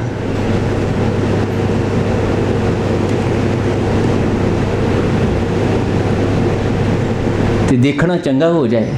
ਜਦੋਂ ਸਾਨੂੰ ਦੇਖੇ ਤੇ ਅਸੀਂ ਉਹਦੀ ਦਿੱਖ ਵਿੱਚ, ਉਹਦੀ ਦ੍ਰਿਸ਼ਟੀ 'ਚ ਪ੍ਰਵਾਨ ਚੜ੍ਹ ਸਕੀਏ। ਉਸ ਘੜੀ ਤੋਂ ਪਹਿਲਾਂ ਜਦੋਂ ਸਾਨੂੰ ਉਹਨੇ ਕਹਿਣਾ ਭਈ ਬਸ ਇੰਨਾ ਸਮਾਂ ਤੈਨੂੰ ਦਿੱਤਾ ਸੀਗਾ, ਚੱਲ ਹੁਣ ਵਾਪਸ। ਤੇ ਹੁਣ ਮੈਂ ਤੈਨੂੰ ਪੁੱਛਾਂ ਜਰਾ, ਕਿਆ ਤੈਂ ਖੱਟਿਆ ਕਹਾਂ ਗਵਾਇਆ। ਇਸ ਤੋਂ ਪਹਿਲਾਂ ਹੀ ਜੋ ਤੈਨੂੰ ਖੱਟਣਾ ਚਾਹੀਦਾ ਸੀਗਾ, ਗੋਬਿੰਦ ਮਿਲਨ ਕੀ ਇਹ ਤੇਰੀ ਮੇਰੀ, ਮੈਂ ਤੇ ਤੈਨੂੰ ਵਿਛੋੜਿਆ ਸੀਗਾ ਤੇ ਤੇਰੇ ਸਾਹਮਣੇ ਮਕਸਦ ਰੱਖਿਆ ਸੀ ਮੈਨੂੰ ਮਿਲ ਕੇ ਦਿਖਾ। ਤੂੰ ਮਿਲਿਆ ਕਿਉਂ ਨਹੀਂ ਆ? ਤੂੰ ਮੇਰੇ ਤੋਂ ਆਪਣੇ ਆਪ ਨੂੰ ਵਿਛੋੜਾ ਮਹਿਸੂਸ ਕਿਉਂ ਨਹੀਂ ਕੀਤਾ? ਕਦੀ ਤੈਨੂੰ ਵਿਛੋੜੇ ਦੇ ਕਰਕੇ ਵਿਆਕੁਲਤਾ ਕਿਉਂ ਨਹੀਂ ਹੈ, ਵੈਰਾਗਿਆ ਕਿਉਂ ਨਹੀਂ ਤੂੰ? ਮੈਂ ਤੇਰੇ ਕੋਲੋਂ ਪੁੱਛਣਾ ਹੈ, ਤੈਨੂੰ ਮੇਰੇ ਵਿਛੋੜੇ ਦੇ ਕਰਕੇ ਕਦੀ ਪੀੜਾ ਨਹੀਂ ਮਹਿਸੂਸ ਹੋਈ? ਇਸੇ ਪਾਸ਼ਾ 'ਚ ਕਹਿੰਦੇ ਘੜੀ ਨਾ ਮਿਲਤੀ ਤਾਂ ਕਲਯੁਗ ਹੋਤਾ, ਹੁਣ ਕਦ ਮਿਲੀ ਹੈ। ਤੈਨੂੰ ਨਹੀਂ ਕਦੀ ਇੱਦਾਂ ਲੱਗਿਆ ਕਿ ਹੁਣ ਕਦ ਮਿਲੀ ਹੈ? ਮੈਂ ਤੇਰੇ ਤੋਂ ਪੁੱਛਣਾ ਹੈ। ਦੇਖੇਗਾ ਦੇਵਨਹਾਰ ਤੇਰੇ ਦਾਨ ਹੈ ਕੀਮਤ ਨਾ ਪਵੈ ਤਿਸ ਦਾਤੇ ਕਵਨ ਸ਼ੁਮਾਰ। ਇਹ ਸੋਹਿਲਾ ਹੈ, ਤੇਰੀਆਂ ਦਾਤਾਂ ਦੀ ਕੀਮਤ ਨਹੀਂ, ਪਰ ਦਾਤਾਂ ਦੇਣ ਵਾਲਿਆ ਤੇਰੀ ਮਹਿਮਾ ਦਾ ਸ਼ੁਮਾਰ। ਇਹ ਸੋਹਿਲਾ ਮੈਂ ਇਸ ਕਰਕੇ ਨਹੀਂ ਗਾਉਣਾ ਕਿ ਮੈਂ ਤੇਰੀ ਚਾਪਲੂਸੀ ਕਰਨੀ ਹੈ, ਫਲੈਟਰੀ ਕਰਨੀ ਹੈ, ਖੁਸ਼ਾਮਦ ਕਰਨੀ ਹੈ। ਤੈਨੂੰ ਮੇਰੀ ਖੁਸ਼ਾਮਦ ਦੀ ਚਾਪਲੂਸੀ ਦੀ ਕੀ ਲੋੜ ਹੈ? ਜੇ ਤੈਨੂੰ ਖੁਸ਼ਾਮਦ ਦੀ ਲੋੜ ਪੈ ਗਈ ਫਿਰ ਤੂੰ ਰੱਬ ਨਹੀਂ ਹੈਗਾ, ਫਿਰ ਤੂੰ ਪਰਮਾਤਮਾ ਨਹੀਂ, ਫਿਰ ਤੇ ਮੇਰੇ ਵਰਗਾ ਹੀ ਮਨੁੱਖ ਹੈ ਜਿਹਨੂੰ ਚਾਪਲੂਸੀ ਦੀ ਲੋੜ ਹੈ। ਤੈਨੂੰ ਚਾਪਲੂਸੀ ਦੀ ਲੋੜ ਨਹੀਂ ਹੈ। ਇਹ ਤੇ ਮੇਰੀ ਗਰਜ਼ ਹੈ ਕਿ ਤੈਨੂੰ ਗਾ ਗਾ ਕੇ ਮੈਂ ਤੈਨੂੰ ਆਪਣੇ ਅੰਦਰੋਂ ਪ੍ਰਗਟ ਕਰ ਲਵਾਂ, ਗਾਵਾਂ ਤੈਨੂੰ, ਪਰ ਆਪਣੇ ਰੱਬ ਰੂਪ ਹੋਣ ਦਾ ਅਹਿਸਾਸ ਤੇਰੇ ਇਸ ਸੋਹਿਲੇ ਰਾਹੀਂ ਕਰ ਸਕਾਂ। ਇਸੇ ਕਰਕੇ ਤੇ ਗੁਰਦੇਵ ਕਹਿੰਦੇ ਮੈਂ ਤੇਰਾ ਤੇ ਸੋਹਲਾ ਵੀ ਨਹੀਂ ਗਾ ਸਕਦਾ, ਤੇਰਾ ਗੁਣਗਾਨ ਮੈਂ ਕੀ ਕਰ ਸਕਦਾ? ਮੈਂ ਤੇ ਗਾਵਾਂਗਾ ਵੀ ਤੇ ਇੰਨਾ ਕੀ ਗਾਵਾਂਗਾ, ਤੂੰ ਸੁਲਤਾਨ ਕਹਾਂ ਮੀਆਂ ਤੇਰੀ ਕਵਨ ਉਡਾਈ। ਸੁਲਤਾਨ ਨੂੰ ਮੀਆਂ ਕਹਿ ਕੇ ਬੁਲਾਉਣਾ ਮਾਰੇ ਕਹਿੰਦੇ ਇਹ 'ਚ ਕਿਹੜੀ ਵਡਿਆਈ ਹੈ? ਇਹ ਤੇ ਮੇਰਾ ਗੁਣਗਾਨ ਤੇ ਇੰਨਾ ਕੀ ਹੈ ਕਿ ਕਿਸੇ ਸੁਲਤਾਨ ਨੂੰ ਕੋਈ ਮੀਆਂ ਕਹਿ ਲਵੇ ਤਾਂ ਪਾਤਸ਼ਾਹ ਮੈਂ ਤੇਰੀ ਵਡਿਆਈ ਕਰ ਹੀ ਨਹੀਂ ਸਕਦਾ। ਜੋ ਤੂੰ ਦੇਹ ਸੋ ਕਹਾਂ ਸੁਆਮੀ ਮੈਂ ਮੂਰਖ ਕਹਿਣ ਨਾ ਜਾਈ। ਤੇਰੇ ਗੁਣ ਗਾਵਾਂ ਕਾਹਦੇ ਵਾਸਤੇ? ਦੇ ਬੁਝਾਈ ਮੈਨੂੰ ਸੋਝੀ ਦੇ ਕਾਹਦੇ ਲਈ? ਜੈਸੇ ਸੱਚ ਮੈਂ ਰਹੂੰ ਰਜ਼ਾਈ। ਤੇਰੇ ਇਸ ਹੁਕਮੀ ਸੱਚ ਦੀ ਰਜ਼ਾ ਵਿੱਚ, ਅਟਲ ਹੁਕਮਾਂ ਦੀ ਰਜ਼ਾ ਵਿੱਚ ਰਾਜ਼ੀ ਰਹਿਣ ਦੀ ਮੈਨੂੰ ਜਾਚ ਆ ਸਕੇ ਕਿ ਤੂੰ ਜੋ ਮੇਰੇ ਲਈ ਕਰ ਰਿਹਾ ਹੈ ਉਹ ਭਲਾ ਹੈ, ਭਲਾ ਹੈ। ਇਸ ਜਾਗਰਤ ਅਵਸਥਾ ਵਿੱਚ ਮਹਾਰਾਜ ਕਹਿੰਦੇ ਤੁਹਾਨੂੰ ਲਿਆਉਣ ਵਾਸਤੇ ਮੈਂ ਤੁਹਾਨੂੰ ਇਹ ਸੋਹਿਲਾ ਦਿੱਤਾ ਹੈ, ਅਤੇ ਇਹ ਨਾਲ ਮੈਂ ਤੁਹਾਨੂੰ ਕਹਿ ਰਿਹਾ ਭਈ ਇਹ ਸੋਹਿਲਾ ਗਾਉਣ ਵੇਲੇ ਅਵੇਸਲੇ ਨਾ ਹੋਇਓ, ਕਿਉਂਕਿ ਸੱਦੜਾ ਆ ਰਿਹਾ ਹੈ, ਸੱਦੜਾ ਆ ਰਿਹਾ ਹੈ। ਘਰ ਘਰ ਇਹੋ ਪਹੁੰਚਾ ਸੱਦੜੇ ਨਿਤ ਪਵਨ, ਸੱਦਣ ਹਾਰਾ ਸਿਮਰੀਐ ਨਾਨਕ ਸੇ ਦੇਹ ਆਵਨ ਆ ਰਹੇ ਨੇ। ਜਦੋਂ ਕਿਸੇ ਦੀ ਅਰਥੀ ਦੇਖੋ ਉਸ ਵੇਲੇ ਮਹਾਰਾਜ ਕਹਿੰਦੇ ਉਹਨੂੰ ਦੇਖਦਿਆਂ ਆਪਣੇ ਆਪ ਨੂੰ ਉਸ ਅਰਥੀ 'ਤੇ ਦੇਖਿਆ ਕਰੋ। ਕਹੋ ਕਬੀਰ ਸੁਨੋ ਮਨ ਮੇਰੇ ਇਹੀ ਹਵਾਲ ਹੋਏਂਗੇ ਤੇਰੇ। ਕਿਸੇ ਜਾਣ ਵਾਲੇ ਨੂੰ ਇਹ ਕਹਿ ਕੇ ਬਹੁਤ ਮਾੜਾ ਹੋਇਆ ਨਹੀਂ, ਕੱਲ੍ਹ ਨੂੰ ਤੈਨੂੰ ਕਿਸੇ ਨੇ ਕਹਿਣਾ ਬਹੁਤ ਮਾੜਾ ਹੋਇਆ। ਤੂੰ ਵੀ ਪਹਿਲਾਂ, ਤੇਰੇ ਬਜ਼ੁਰਗ ਵੀ ਇਹੀ ਕਹਿੰਦੇ ਆਏ, ਬਾਣੀ ਦੇ ਵਿੱਚ ਬਹੁਤ ਪ੍ਰਮਾਣ ਇਸ ਤਰੀਕੇ ਦੇ ਨੇ। ਤੁਮ ਰੋਵੋਗੇ ਉਸ ਨੂੰ ਤੁਮ ਕੋ ਕੌਣ ਰੋਈ। ਮਹਾਰਾਜ ਕਹਿੰਦੇ ਉਹੀ ਕਿਆ ਕਰੋ ਹੈ ਹੋਸੀ ਸੋਈ। ਤੁਮ ਰੋਵੋਗੇ ਉਸ ਨੂੰ ਤੁਮ ਕੋ ਕੌਣ ਰੋਈ।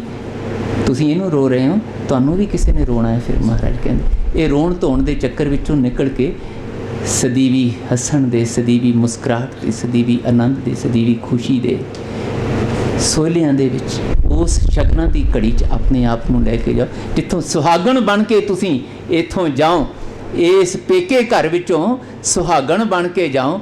ਇਸ ਤਰ੍ਹਾਂ ਦੀ ਸੁਹਾਗਵਤੀ ਇਸਤਰੀ ਬਣ ਕੇ ਜਾਓ ਕਿ ਜਿਸ ਪਰਮਾਤਮਾ ਰੂਪੀ ਲਾੜੇ ਕੋਲ ਜਾ ਰਹੇ ਹੋ ਉਹ ਤੁਹਾਨੂੰ ਪ੍ਰਵਾਨ ਕਰ ਲਵੇ।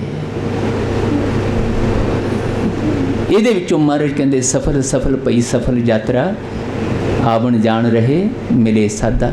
ਜੇ ਤੇ ਇਸ ਸੋਹਿਲੇ ਨੂੰ, ਇਸ ਸਿਫਤ ਸਲਾਹ ਦੇ ਮੰਗਲਮਈ ਗੀਤ ਨੂੰ ਇਸ ਬਿਰਤੀ ਵਿੱਚ ਗਾ ਲਿਆ ਤਾਂ ਮਹਾਰਾਜ ਕਹਿੰਦੇ ਹੋ ਜਾਏਗਾ ਤੁਹਾਡੇ ਜੀਵਨ ਦਾ ਮਕਸਦ ਪੂਰਾ। ਕਾਮ ਕ੍ਰੋਧ ਨਗਰ ਬਹੁ ਭਰਿਆ ਮਿਲ ਸਾਧੂ। ਵਾਦ ਵਿਵਾਦਾਂ ਵਿੱਚ ਨਾ ਪਾਓ। ਮਹਾਰਾਜ ਕਹਿੰਦੇ ਇੱਥੇ ਸੋਹਲੇ ਵਿੱਚ ਹੀ ਇਹ ਗੱਲਾਂ ਹੈਗੀਆਂ ਨੇ।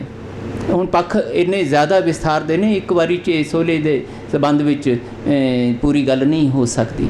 ਅਗਲਾ ਸ਼ਬਦ ਜਿਹੜਾ ਮਹਾਰਾਜ ਨੇ ਲਿਖਿਆ, ਛੇ ਘਰ ਛੇ ਗੁਰ ਛੇ ਉਪਦੇਸ਼ ਗੁਰੂ ਗੁਰ ਏਕੋ ਵੇਸ ਅਨੇਕ। ਉੱਥੇ ਫਿਰ ਅਸੀਂ ਰੱਬ ਦੇ ਨਾਮ 'ਤੇ ਲੜਨ ਦੀਆਂ ਗੱਲਾਂ, ਰੱਬ ਦੇ ਨਾਮ 'ਤੇ ਵਾਦ ਵਿਵਾਦ ਦੀਆਂ ਗੱਲਾਂ।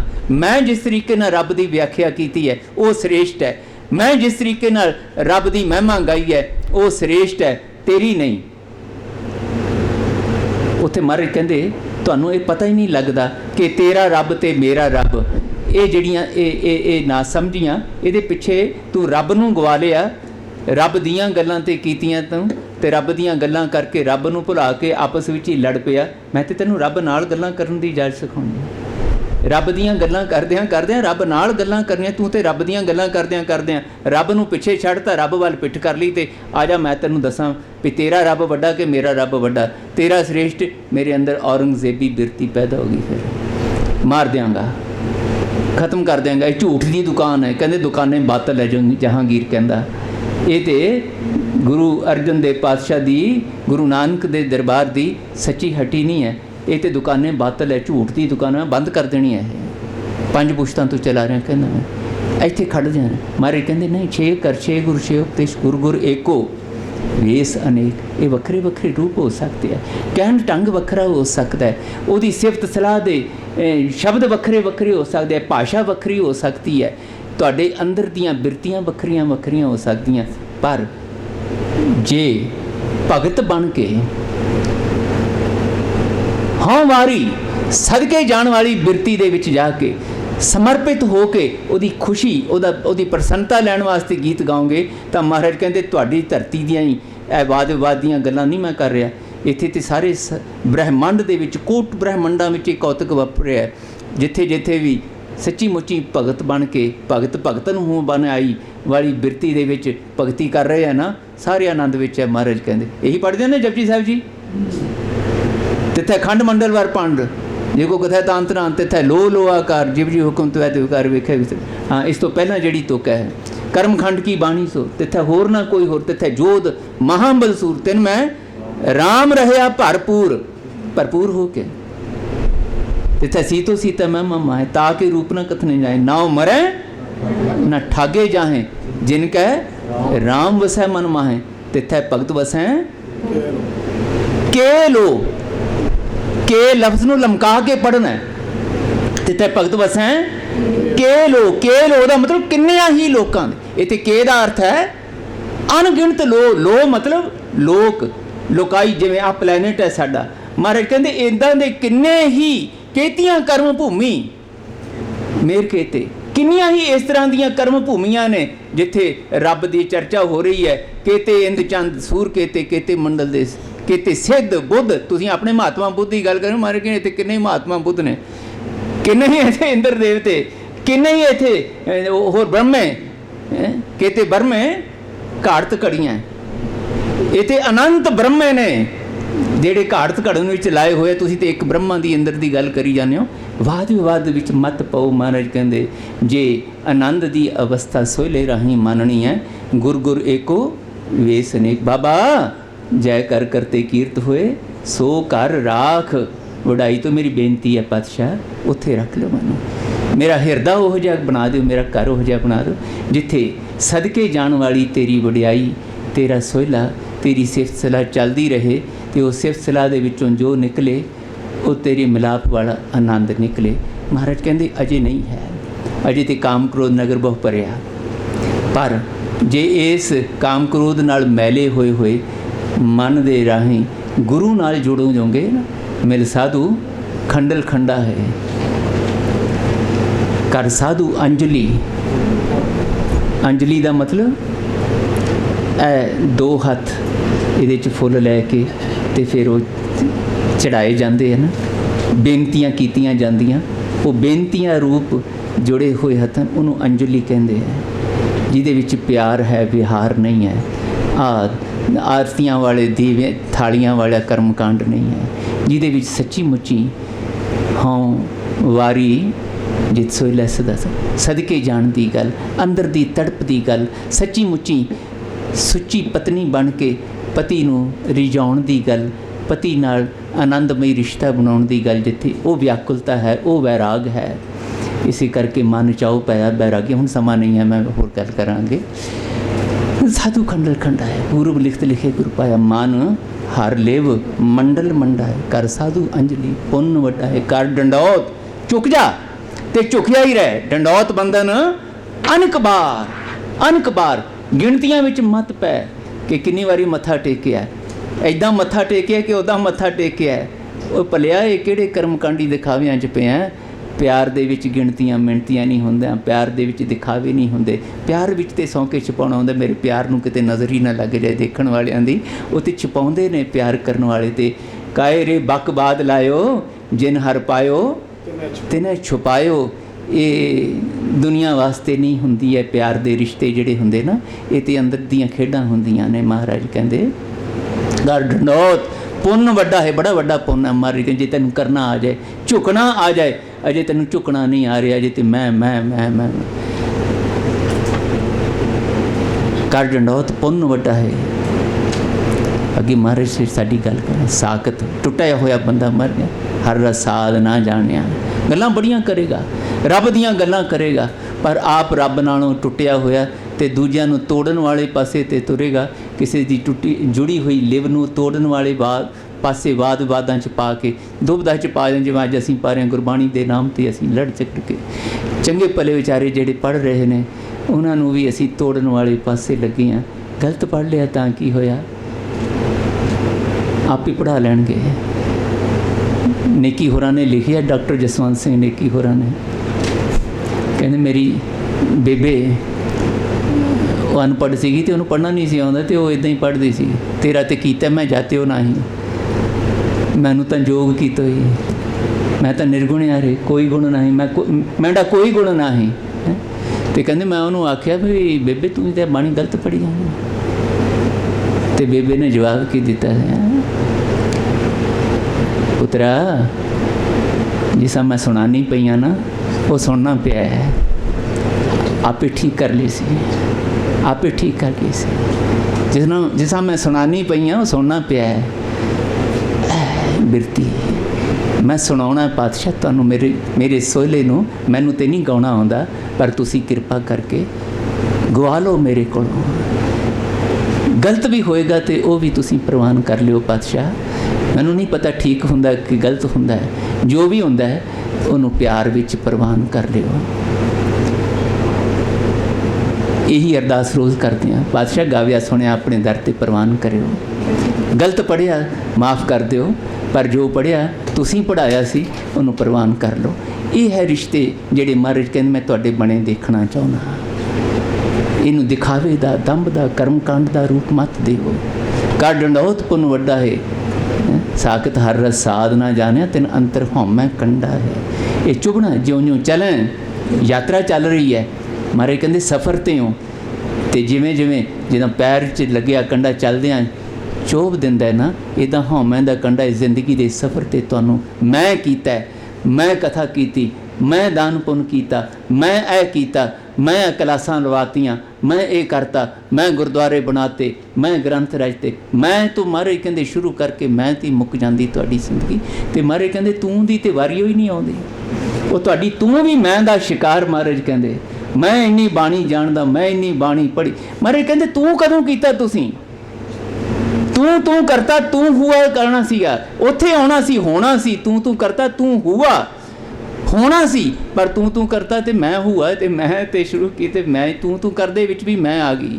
ਮਹਾਰਾਜ ਕਹਿੰਦੇ ਸਾਕਤ ਹਰ ਰਸ ਸਾਧ ਨਾ ਜਾਣਿਆ, ਤਿਨ ਅੰਤਰ ਹਉਮੈ ਕੰਡਾ ਹੈ, ਜਿਉਂ ਚਲੈ ਚੁਭੈ। ਇੱਥੇ ਵਿਸਰਾਮ ਲਾਉਣਾ ਸੀ। ਜਿਉਂ ਚਲੈ, ਜਿਵੇਂ ਜ਼ਿੰਦਗੀ ਦੇ ਸਫ਼ਰ 'ਤੇ ਇਹ ਸਾਕਤ ਲੋਕ, ਵਿਛੜੇ ਹੋਏ ਲੋਕ ਚੱਲਦੇ ਨੇ। ਚੁਭੈ, ਇਹ ਚੁਭੈ ਇੱਕ ਵਚਨ ਹੈ, ਚਲੈ ਹਾਹੇ ਨੂੰ ਸਿਆਰੀ ਬਹੁ ਵਚਨ ਹੈ, ਅਤੇ ਚੁਭੈ ਪੱਬੇ ਨੂੰ ਦਲਾਵਾਂ ਨੇ ਇੱਕ ਵਚਨ ਹੈ। ਜਿਉਂ ਚਲੈ ਕੌਮਾ ਚੁਭੈ ਕੌਮਾ ਦੁੱਖ ਪਾਵੈ। ਕੰਡਾ ਚੁਭਦਾ ਹੈ ਅਤੇ ਦੁੱਖ ਪਾਉਂਦੇ ਨੇ। ਜਿਉਂ ਚਲੈ ਚੁਭੈ ਦੁੱਖ ਪਾਵੈ। ਅੱਗੇ ਕੀ ਹੈ ਜੀ, ਜਿਉਂ ਚਲੈ ਚੁਭੈ ਦੁੱਖ ਪਾਵੈ। ਜਮ ਕਾਲ ਸਹਿ ਸਿਰ ਠੰਡਾ, ਸਿਰ 'ਤੇ ਉਹ ਖੜਾ ਹੈ, ਸਦੜੇ ਨਿਤ ਪਵਾਨ। ਮਹਾਰਾਜ ਕਹਿੰਦੇ ਨਾ, ਤੁਸੀਂ ਹਰਜਨ ਬਣਨਾ ਸਿੱਖ ਲਓ, ਆਨੰਦ ਲੈਣਾ, ਆਪਣੇ ਅੰਦਰ ਪਿਆਸਾ ਮਨ, ਤੜਪਦਾ ਮਨ ਪੈਦਾ ਕਰੋ, ਗੁਰੂ ਬਖਸ਼ਿਸ਼ ਕਰਨਗੇ। ਇਸ ਕਰਕੇ ਬੇਨਤੀ ਕਰਨੀ ਸੀ, ਕਰੋ ਬੇਨਤੀ ਸੁਣੋ ਮੇਰੇ ਮੀਤਾ, ਸੰਤ ਟਹਿਲ ਕੀ ਵੇਲਾ। ਇਹ ਵੇਲਾ ਹੈ, ਇਹ ਮੌਕਾ ਹੈ, ਟਹਿਲ ਦਾ ਵੇਲਾ ਹੈ। ਇਸ ਨੂੰ ਟਹਿਲ ਦੇ ਵਿੱਚ, ਸੇਵਾ ਦੇ ਵਿੱਚ, ਇਹਾਂ ਖਾੜ ਚਲੋ ਹਰ ਲਾਹਾ ਅੱਗੇ ਵਸਨ ਸੁਹੇਲਾ। ਕੋਈ ਮਕਾਨ ਨਹੀਂ ਬਣਿਆ, ਕੋਈ ਇਮਾਰਤ ਨਹੀਂ ਬਣੀ, ਕੋਈ ਮਹਿਲ ਮਾੜੀ ਨਹੀਂ, ਕੋਈ ਉੱਥੇ ਅੱਖ ਮੂੰਹ ਕੰਨ ਨੱਕ ਵਾਲਾ ਰੱਬ ਨਹੀਂ ਬੈਠਾ ਉੱਥੇ। ਇਹ ਤਾਂ ਜੋਤ ਦੀ ਖੇਡ ਹੈ। ਤੁਸੀਂ ਵੀ ਜਦੋਂ ਸਰੀਰਾਂ 'ਚੋਂ ਨਿਕਲਣਾ ਹੈ, ਸੂਖਮ ਰੂਪ ਹੈ। ਮਹਾਰਾਜ ਕਹਿੰਦੇ ਇਹਦਾ ਹੁਣ ਇੱਕ ਵੱਖਰਾ ਵਿਸ਼ਾ ਕਿਤੇ ਇਹ 'ਤੇ ਰੱਖਿਓ। ਆ ਜਿਹੜੇ ਜਮ ਡੰਡਾ ਅਤੇ ਇਹ ਅੱਗੇ ਕਰਨੀ ਕੀਰਤ, ਇਹ ਕੀ ਹੈ? ਇਹ ਬਹੁਤ ਇੱਕ ਵੱਖਰਾ ਵਿਸ਼ਾ ਹੈ, ਔਰ ਇਹਦੇ 'ਤੇ ਚਰਚਾ ਜ਼ਰੂਰ ਕਰਿਓ, ਕਿਉਂਕਿ ਅੱਜ ਕੱਲ੍ਹ ਫਿਰ ਅਸੀਂ ਇਸੇ ਵਾਦ ਵਿਵਾਦ ਵਿੱਚ ਹੀ ਪਏ ਹੋਏ ਹਾਂ ਕਿ ਅੱਗਾ ਸਵਾਰਨ ਦੀ ਗੱਲ, ਅੱਗੇ ਇਹ ਹੋਣਾ ਹੈ, ਅੱਗੇ ਉਹ ਹੋਣਾ ਹੈ, ਅੱਗੇ ਜਮਦੂਤ ਨੇ ਅਤੇ ਅੱਗੇ ਕੜਾਹੇ ਨੇ, ਤਪਦੇ ਉਹ ਨੇ, ਫਲਾਣੇ ਨੇ। ਇਹ ਕੀ ਹੈ? ਇਹਦੇ ਬਾਰੇ ਵਿਚਾਰਨ ਦੀ ਲੋੜ। ਔਰ ਕਹਿੰਦੇ करो बेनती सुनो मेरे मीता संत टहल की बेला यहाँ खाट चलो हर लाहा आगे बसन सुहेला औद घट है। देखो सोहले की गल मैं फिर जितों शुरू की सी गल मंगलमई गीतों तो चल रही। भाई साहब कह रहे सी हरपाल सिंह शादी दे गए पर महाराज औद घटन की गल करी जा रहा। औद घट है दिन सरैणा रे रैनार रैनार लफ्स रैनार रैन तो बनया रात दे दिन एक एक दिन ते पहर पहर ते करियां आव घटै तन छीजै औद घटै दिन सरैणा रे। औद किहदी घट रही है? तुहाडी नहीं, तुहाडे शरीर दी घट रही है।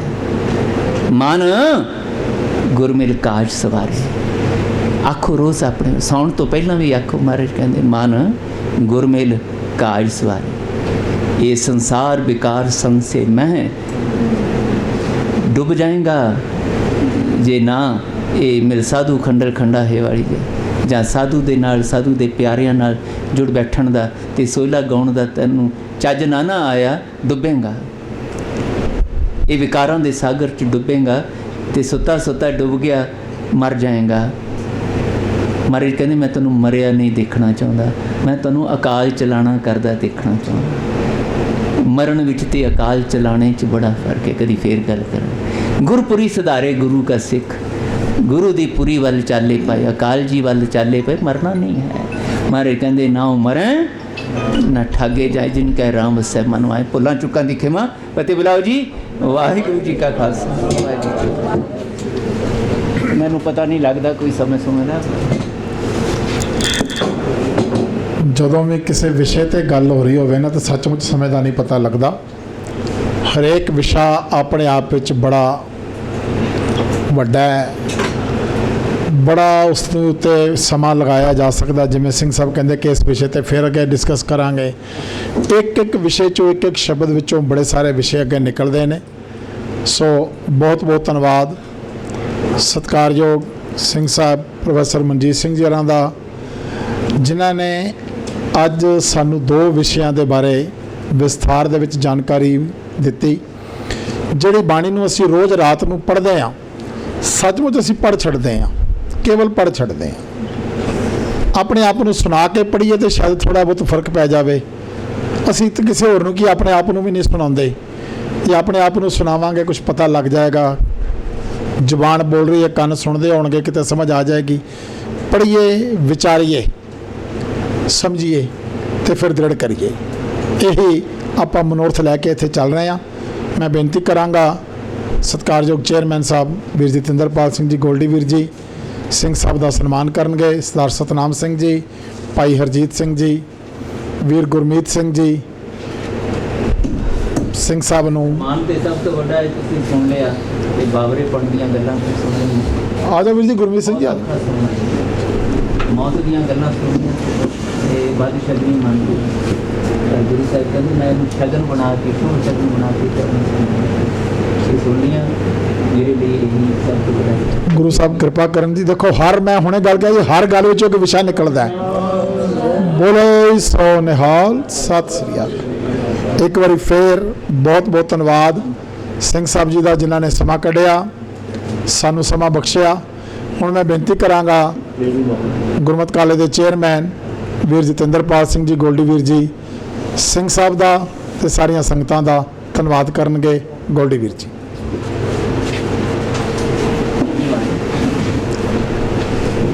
ਸੰਗਤ ਜੀ, ਵਾਹਿਗੁਰੂ ਜੀ ਕਾ ਖਾਲਸਾ, ਵਾਹਿਗੁਰੂ ਜੀ ਕੀ ਫਤਿਹ। ਮੈਂ ਧੰਨਵਾਦ ਕਰਨਾ ਸਿੰਘ ਸਾਹਿਬ ਪ੍ਰੋਫੈਸਰ ਗਿਆਨੀ ਮਨਜੀਤ ਸਿੰਘ ਜੀ ਦਾ, ਜਿਨ੍ਹਾਂ ਨੇ ਸਾਨੂੰ ਅਸੀਸ ਬਖਸ਼ ਕੇ ਅੱਜ ਦੇ ਇਸ ਪ੍ਰੋਗਰਾਮ ਦੇ ਵਿੱਚ ਹਾਜ਼ਰੀਆਂ ਭਰੀਆਂ ਔਰ ਬਹੁਤ ਸੋਹਣੇ ਤਰੀਕੇ ਨਾਲ ਅੱਜ ਦੇ ਇਸ ਟੌਪਿਕ ਦੇ ਉੱਤੇ ਉਹਨਾਂ ਨੇ ਵਿਚਾਰ ਕੀਤੀ ਹੈ। ਪੂਰਾ ਤਾਂ ਇਨਸਾਨ ਹੀ ਨਹੀਂ ਹੁੰਦਾ ਜੀ। ਜਿੰਨੀ ਕੁ ਗੁਰੂ ਸਾਹਿਬ ਨੇ ਬਖਸ਼ਿਸ਼ ਕੀਤੀ, ਬਹੁਤ ਸੋਹਣੇ ਤਰੀਕੇ ਨਾਲ ਉਹਨਾਂ ਨੇ ਅੱਜ ਗੁਰੂ ਸ਼ਬਦ ਦੀ ਵਿਚਾਰ, ਉਹ ਬਾਣੀ ਜਿਹੜੀ ਨਿੱਤ ਅਸੀਂ ਪੜ੍ਹਦੇ ਆ। ਜਾਂ ਤਾਂ ਕੋਈ ਨਵਾਂ ਟੌਪਿਕ ਹੋਏ, ਮੈਂ ਸਮਝਣਾ ਗੱਲ, ਲੇਕਿਨ ਇਹ ਟੌਪਿਕ ਐਸਾ ਸੀ ਕਿ ਜਿਹੜਾ ਸਾਡੇ ਰੋਜ਼ ਜੀਵਨ 'ਚ ਹੈ। ਰੋਜ਼ ਆਤੀ ਸੋਨੇ ਸਵੇਲਾ ਸਾਹਿਬ ਪੜ੍ਹਨੇ ਅਸੀਂ, ਰੋਜ਼ ਅਸੀਂ ਆਰਤੀ ਸੁਣਦੇ ਪੜ੍ਹਦੇ ਹਾਂ। ਜਦੋਂ ਟੌਪਿਕ ਜੋ ਸਾਡੇ ਜੀਵਨ 'ਚੋਂ ਵਿਚਰਦਾ ਹੋਵੇ ਉਹ ਤੋਂ ਅਸੀਂ ਵਿਚਾਰ ਕਰੀਏ, ਸੱਚ ਜਾਣਨਾ ਉਹ ਸੁਣਨ ਦਾ ਵੀ ਆਨੰਦ ਆਉਂਦਾ, ਸਮਝ ਆਉਂਦੀ ਕਿ ਸੱਚ ਅਸੀਂ ਕਿੱਥੇ ਖਲੋਤੇ ਹਾਂ, ਅਸੀਂ ਕਿੰਨੇ ਕੁ ਪਾਣੀ 'ਚ ਗਏ ਹਾਂ। ਮੈਂ ਇੱਕ ਹੋਰ ਬੇਨਤੀ ਕਰਾਂਗਾ, ਸਾਡਾ ਜਿਹੜਾ WhatsApp ਗਰੁੱਪ ਬਣਿਆ ਹੋਇਆ ਵੇ, ਜਿਸ ਤਰ੍ਹਾਂ ਆਪ ਜੀ ਜੋ ਟੌਪਿਕ ਸੁਣਦੇ ਹੋ, ਤੁਹਾਡੇ ਮਨ 'ਚ ਕੋਈ ਵਿਚਾਰ ਹੋਵੇ ਉਸ ਸ਼ਬਦ ਦੇ ਵਿਚਾਰੇ, ਉਸ ਟੌਪਿਕ ਦੇ ਬਾਰੇ, ਉਹਦੇ ਵਿੱਚ ਆਪਣੇ ਵਿਚਾਰ ਸਾਨੂੰ ਜ਼ਰੂਰ ਦੱਸਿਆ ਕਰੋ। ਜਿਹਨੇ ਟੌਪਿਕ ਨਿਕਲ ਚੁੱਕੇ ਨੇ ਉਹਨਾਂ 'ਚ ਅਗਰ ਕਹੋ ਤਾਂ ਆਪ ਜੀ ਸਾਨੂੰ ਦੱਸ ਸਕਦੇ ਹੋ। ਲੇਕਿਨ ਖਾਸ ਤੌਰ 'ਤੇ ਅੱਜ ਜਿਵੇਂ ਸਿੰਘ ਸਾਹਿਬ ਨੇ ਜੋ ਵਿਚਾਰ ਕੀਤੀ ਹੈ, ਕਿਉਂਕਿ ਅਸੀਂ ਅਗਰ ਇੱਥੇ ਕਰਾਂਗੇ ਤਾਂ ਇੱਥੇ ਬਹੁਤ ਲੇਟ ਹੋ ਜਾਏਗਾ। ਹਰ ਇੱਕ ਦਾ ਸਮਾਂ ਨਿਯਤ ਹੁੰਦਾ ਹੈ, ਸਾਰਾ ਪ੍ਰੋਗਰਾਮ ਡਿਸਟਰਬ ਨਾ ਹੋਵੇ। ਆਪ ਜੀ WhatsApp 'ਤੇ ਸਾਨੂੰ ਦੱਸੋ, ਅਸੀਂ ਕੋਸ਼ਿਸ਼ ਕਰ ਲਾਂਗੇ ਸਿੰਘ ਸਾਹਿਬ ਕੋਲੋਂ ਉਹਨਾਂ ਵਿਚਾਰਾਂ ਦੇ ਉੱਤੇ ਉਹਨਾਂ ਦੇ ਜਵਾਬ ਉਹਨਾਂ ਕੋਲ ਲੈ ਕੇ ਤੁਹਾਨੂੰ ਦਿੱਤੇ ਜਾ ਸਕਣ।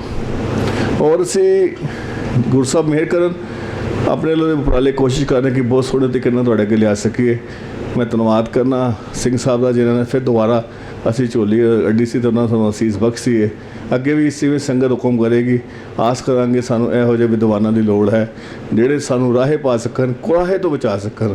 ਕਿਉਂਕਿ ਅੱਜ ਜਿੰਨੇ ਵੀ ਆਉਂਦੇ ਨੇ ਸੱਚ ਜਾਣਨਾ, ਉਹ ਕੁਰਾਹੇ ਪਾਉਣ ਨੂੰ ਆਉਂਦੇ ਨੇ, ਰਾਹੇ ਪਾਉਣ ਨੂੰ ਬੜੇ ਘੱਟ ਆਉਂਦੇ ਨੇ। ਸਤਿਗੁਰ ਮਿਹਰ ਕਰੇ ਅਸੀਂ ਗੁਰੂ ਦੱਸੇ ਹੋਏ ਰਾਹ 'ਤੇ ਚੱਲ ਕੇ ਆਪਣਾ ਜੀਵਨ ਬਤੀਤ ਕਰ ਸਕੀਏ। ਧੰਨਵਾਦ ਸਮੂਹ ਸਾਧ ਸੰਗਤ ਦਾ, ਜਿਹੜੇ ਆਪ ਜੀ ਇੰਨੀ ਦੂਰੋਂ ਚੱਲ ਕੇ ਆ ਕੇ ਤੇ ਅਸੀਸਾਂ ਦੇ ਆਉਂਦੇ ਹੋ। ਆਸ ਕਰਾਂਗੇ ਅੱਗੇ ਅਸੀਂ ਆਪ 'ਤੇ ਆਓ, ਨਾਲੇ ਹੋਰ ਨਾਲ ਜ਼ਰੂਰ ਪ੍ਰੇਰੋ। ਉਹ ਹੋ ਸਕੇ ਇਸ ਲੈਕਚਰ ਨੂੰ ਜਿੰਨਾ ਆਪ ਜੀ ਸੁਣਦੇ ਹੋ, ਜਿਹੜਾ YouTube 'ਤੇ ਤੁਹਾਡੇ ਕੋਲ ਹੁੰਦਾ ਹੈ, Facebook 'ਤੇ ਹੁੰਦਾ ਹੈ, ਇਹਨੂੰ ਵੱਧ ਤੋਂ ਵੱਧ ਸ਼ੇਅਰ ਕਰਿਆ ਕਰੋ ਤਾਂ ਕਿ ਹੋਰ ਸੰਗਤਾਂ ਤੱਕ ਇਹਦਾ ਵਿਚਾਰ ਪਹੁੰਚ ਸਕਣ, ਤਾਂ ਕਿ ਸੰਗਤ ਹੋਰ ਜੋੜ ਸਕੀਏ। ਇਹੀ ਸਾਡੀ ਕੋਸ਼ਿਸ਼ ਹੈ। ਸਾਰਿਆਂ ਧੰਨਵਾਦ। ਹੁਣ ਆਪ ਸਾਰਿਆਂ ਨੇ ਗੁਰੂ ਦਾ ਲੰਗਰ ਛਕ ਕੇ ਜਾਣਾ ਹੈ। ਅਸੀਸ ਬਖਸ਼ਣਾ। ਵਾਹਿਗੁਰੂ ਜੀ ਕਾ ਖਾਲਸਾ, ਵਾਹਿਗੁਰੂ ਜੀ ਕੀ ਫਤਿਹ। ਅਸੀਂ ਅੰਧ ਵਿਸ਼ਵਾਸੀ ਇਸੇ ਕਰਕੇ ਪਿਛਲਾ ਕੇ ਇਸੇ ਕਰਕੇ ਬਣ ਜਾਂਦੇ, ਜਿਹਨੇ ਲਾਈ ਗਲੀ ਉਹਦੇ ਨਾਲ ਉੱਠੇ। ਜੋ ਜੀ ਆਵੇ ਸੋ ਰਾਜੀ ਜਾਵੇ, ਕਲਾ ਵਾਹਿਗੁਰੂ ਜੀ ਕੀ ਵਰਤੇ। ਜੋ ਵਾਰ ਸਾਨੂੰ ਸੁਣਾ ਜਾਂਦਾ ਹੈ, ਅਸੀਂ ਬਸ ਨਾ ਪ੍ਰਸ਼ਨ ਉਠਾਉਣੇ ਸਿੱਖੋ, ਸ਼ੰਕੇ ਕਰਨੇ ਸਿੱਖੋ। ਜੇ ਆਪਣਾ ਅਣਤਿਣਕਿਆ ਵਿਸ਼ਵਾਸ ਬਣਾਉਣਾ ਹੈ ਤਾਂ ਪ੍ਰਸ਼ਨ ਉਠਾਉਣੇ ਸਿੱਖ ਹਾਂ। ਅਸੀਂ ਗੁਰੂ ਨੇ ਸਾਨੂੰ ਆਗਿਆ ਕੀਤੀ ਹੈ ਹੁਕਮੀ ਬੰਦਾ ਬਣਨ ਦੀ, ਹੁਕਮ ਦੇ ਵਿੱਚ ਰਹਿਣਾ। ਪਰ ਸਾਨੂੰ ਇਹ ਵੀ ਅਧਿਕਾਰ ਹੈ ਕਿ ਅਸੀਂ ਗੁਰੂ ਸਾਹਿਬ ਕੋਲੋਂ ਪੁੱਛੀਏ ਕਿ ਸੱਚੇ ਪਾਤਸ਼ਾਹ ਤੁਹਾਡਾ ਬਚਨ ਅੱਜ ਮੈਨੂੰ ਨਹੀਂ ਸਮਝ ਆ ਰਿਹਾ, ਠੀਕ ਹੈ ਮੇਰੀ ਮੱਤ ਥੋੜ੍ਹੀ ਹੈ, ਪਰ ਮੈਨੂੰ ਇੰਨਾ ਕੁ ਅਧਿਕਾਰ ਦੇ ਦਿਓ ਕਿ ਮੈਂ ਤੁਹਾਨੂੰ ਇਹ ਤੇ ਪੁੱਛ ਸਕਾਂ, ਸੱਚੇ ਪਾਤਸ਼ਾਹ ਇਹ ਜਿਹੜਾ ਬਚਨ ਕੀਤਾ ਹੈ ਇਹਦੇ ਅੰਦਰੂਨੀ ਅਰਥ ਕੀ ਨੇ? ਸੱਚੇ ਪਾਤਸ਼ਾਹ ਇਹ ਮੇਰੇ ਨਾਲ ਇਹਦਾ ਸੰਬੰਧ, ਮੈਨੂੰ ਸਵੈ ਪੜਚੋਲ ਕਿਵੇਂ ਕਰਨੀ? ਮੇਰੇ ਅੰਦਰ ਇਹ ਪ੍ਰਸ਼ਨ ਪਏ। ਅਸੀਂ ਡਰਦੇ ਮਾਰਦੇ ਝਿਜਕ ਨਾ ਕੋਈ ਕਿਤੇ ਸਾਡੇ ਤੇ ਕੋਈ ਪ੍ਰਸ਼ਨ ਹੋਵੇ, ਤੂੰ ਕਾਹਦਾ ਸਿੱਖ ਹੈ, ਅਸ਼ਰਤ ਹੈ ਤੂੰ ਤੇ ਨਾਸਤਕ ਹੈ ਤੂੰ ਕਿਸ ਤਰ੍ਹਾਂ ਨਹੀਂ। ਇਹ ਨਾਸਤਕਤਾ ਉਹਨਾਂ ਚਿਰ ਤੱਕ ਬਣੀ ਰਹਿਣੀ ਹੈ ਜਿੰਨਾ ਚਿਰ ਤੱਕ ਉਹ ਪ੍ਰਸ਼ਨਾਂ ਦੇ ਉੱਤਰ ਸਾਨੂੰ ਨਹੀਂ। ਕਰਮਕਾਂਡੀ ਬਣੇ ਰਵਾਂਗੇ ਅਸੀਂ ਜਿੰਨਾ ਚਿਰ ਤੱਕ ਸਪਸ਼ਟ ਰਿਸ਼ਤਾ ਰੂਹ ਦਾ ਤੇ ਸ਼ਬਦ ਦਾ, ਸੁਰਖ ਤੇ ਸ਼ਬਦ ਦਾ ਨਹੀਂ ਬਣਾਉਂਗੇ। ਇਸ ਕਰਕੇ ਮੈਂ ਬੇਨਤੀ ਹੈ ਕਿ ਪ੍ਰਸ਼ਨ ਉਠਾਓ, ਆਪਸ ਵਿੱਚ ਹੀ ਗੱਲਾਂ ਕਰੋ ਤੇ ਜਗਿਆਸੂ ਦੇ ਰੂਪ ਵਿੱਚ ਪ੍ਰਸ਼ਨ ਇਹ ਕਿਉਂ ਕਿਹਾ ਸੱਚੇ ਪਾਤਸ਼ਾਹ ਨੇ, ਮੈਨੂੰ ਕਿਉਂ ਗੱਲ ਆਖੀ ਹੈ, ਪਤਾ ਤੇ ਲੱਗੇ ਨਾ ਮੈਨੂੰ ਕਿਉਂ ਗੱਲ ਆਖੀ, ਮੈਨੂੰ ਨਹੀਂ ਪਕੜ ਵਿੱਚ ਆ ਰਹੀ ਗੱਲ। ਇਹ ਤੇ ਆ ਦੂਖ ਭੁੱਖ ਸਦ ਮਾਰ ਇਹ ਭੇਦਾ ਤੇਰੀ ਦਾ ਦਰ ਪਾਤਸ਼ਾਹ, ਮੈਨੂੰ ਨਹੀਂ ਹਜ਼ਮ ਹੋ ਰਹੀ ਗੱਲ।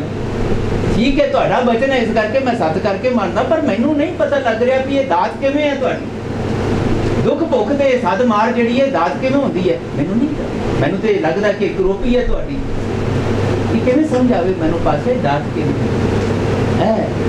ਬੇਨਤੀਆਂ ਨੇ ਮੇਰੀਆਂ ਤੁਹਾਡੇ ਅੱਗੇ, ਜੇ ਪ੍ਰਸ਼ਨ ਉਠਾਉਂਗੇ ਆਪਣੇ ਅੰਦਰੋਂ ਪ੍ਰਸ਼ਨ ਉਠਾਉਂਗੇ ਔਰ ਗੁਰੂ ਸਾਹਿਬ ਕੋਲ ਜਾ ਕੇ ਬੇਨਤੀਆਂ ਕਰੋਗੇ ਤੇ ਫਿਰ ਗੁਰੂ ਗ੍ਰੰਥ ਸਾਹਿਬ ਬੋਲਦੇ हैं, फिर गुरु ग्रंथ साहब जवाब देते हैं। जागृत यूथ ने वो फिर शंके निवृत्त करते नहीं होंगे कि आ सत्संग इस तरीके बनाया, ये शॉर्ट टर्म नहीं है, ये तो लॉन्ग टर्म भी मैंने लगता है शब्द नहीं ठीक है, ये लाइफ टाइम है, ये तो मुक ही नहीं सकता।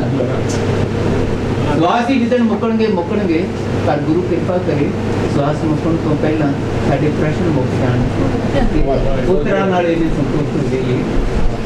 ਬਸ ਸੱਚੇ ਪਾਤਸ਼ਾਹ ਹੁਣ ਕੁਛ ਨਹੀਂ ਰੱਬ ਹੁਣ ਤੇ ਸਮਰਪਿਤ ਹੋਣ ਦੇ ਕੋਈ ਰਹਿ ਗਏ ਹਾਂ ਅਸੀਂ, ਪੁੱਛਣ ਦੇ ਕੋਈ ਕੁਛ ਨਹੀਂ। ਇੰਨਾ ਕੁਛ ਅਣ ਦੱਸਿਆ ਦੱਸ ਇਹ ਸੀ ਨਾ ਤੁਹਾਡਾ ਸਮਾਜ ਸੀ, ਇਹ ਰਹੱਸ ਸੀ, ਇਹ ਤੁਸੀਂ ਸਮਝਾਉਣਾ ਚਾਹੁੰਦੇ, ਮੈਨੂੰ ਸਮਝ ਹੀ ਨਹੀਂ ਆਇਆ। हर रोज़ जपजी पढ़ के कुछ नवा, हर रोज़ 16 से पढ़ के कुछ नवा प्रश्न ते कुछ नवी रमज़ा खुलन फिर सानू सिख बनने का स्वाद आएगा। एक करके देखिए, मैनू भी शामिल कर दे।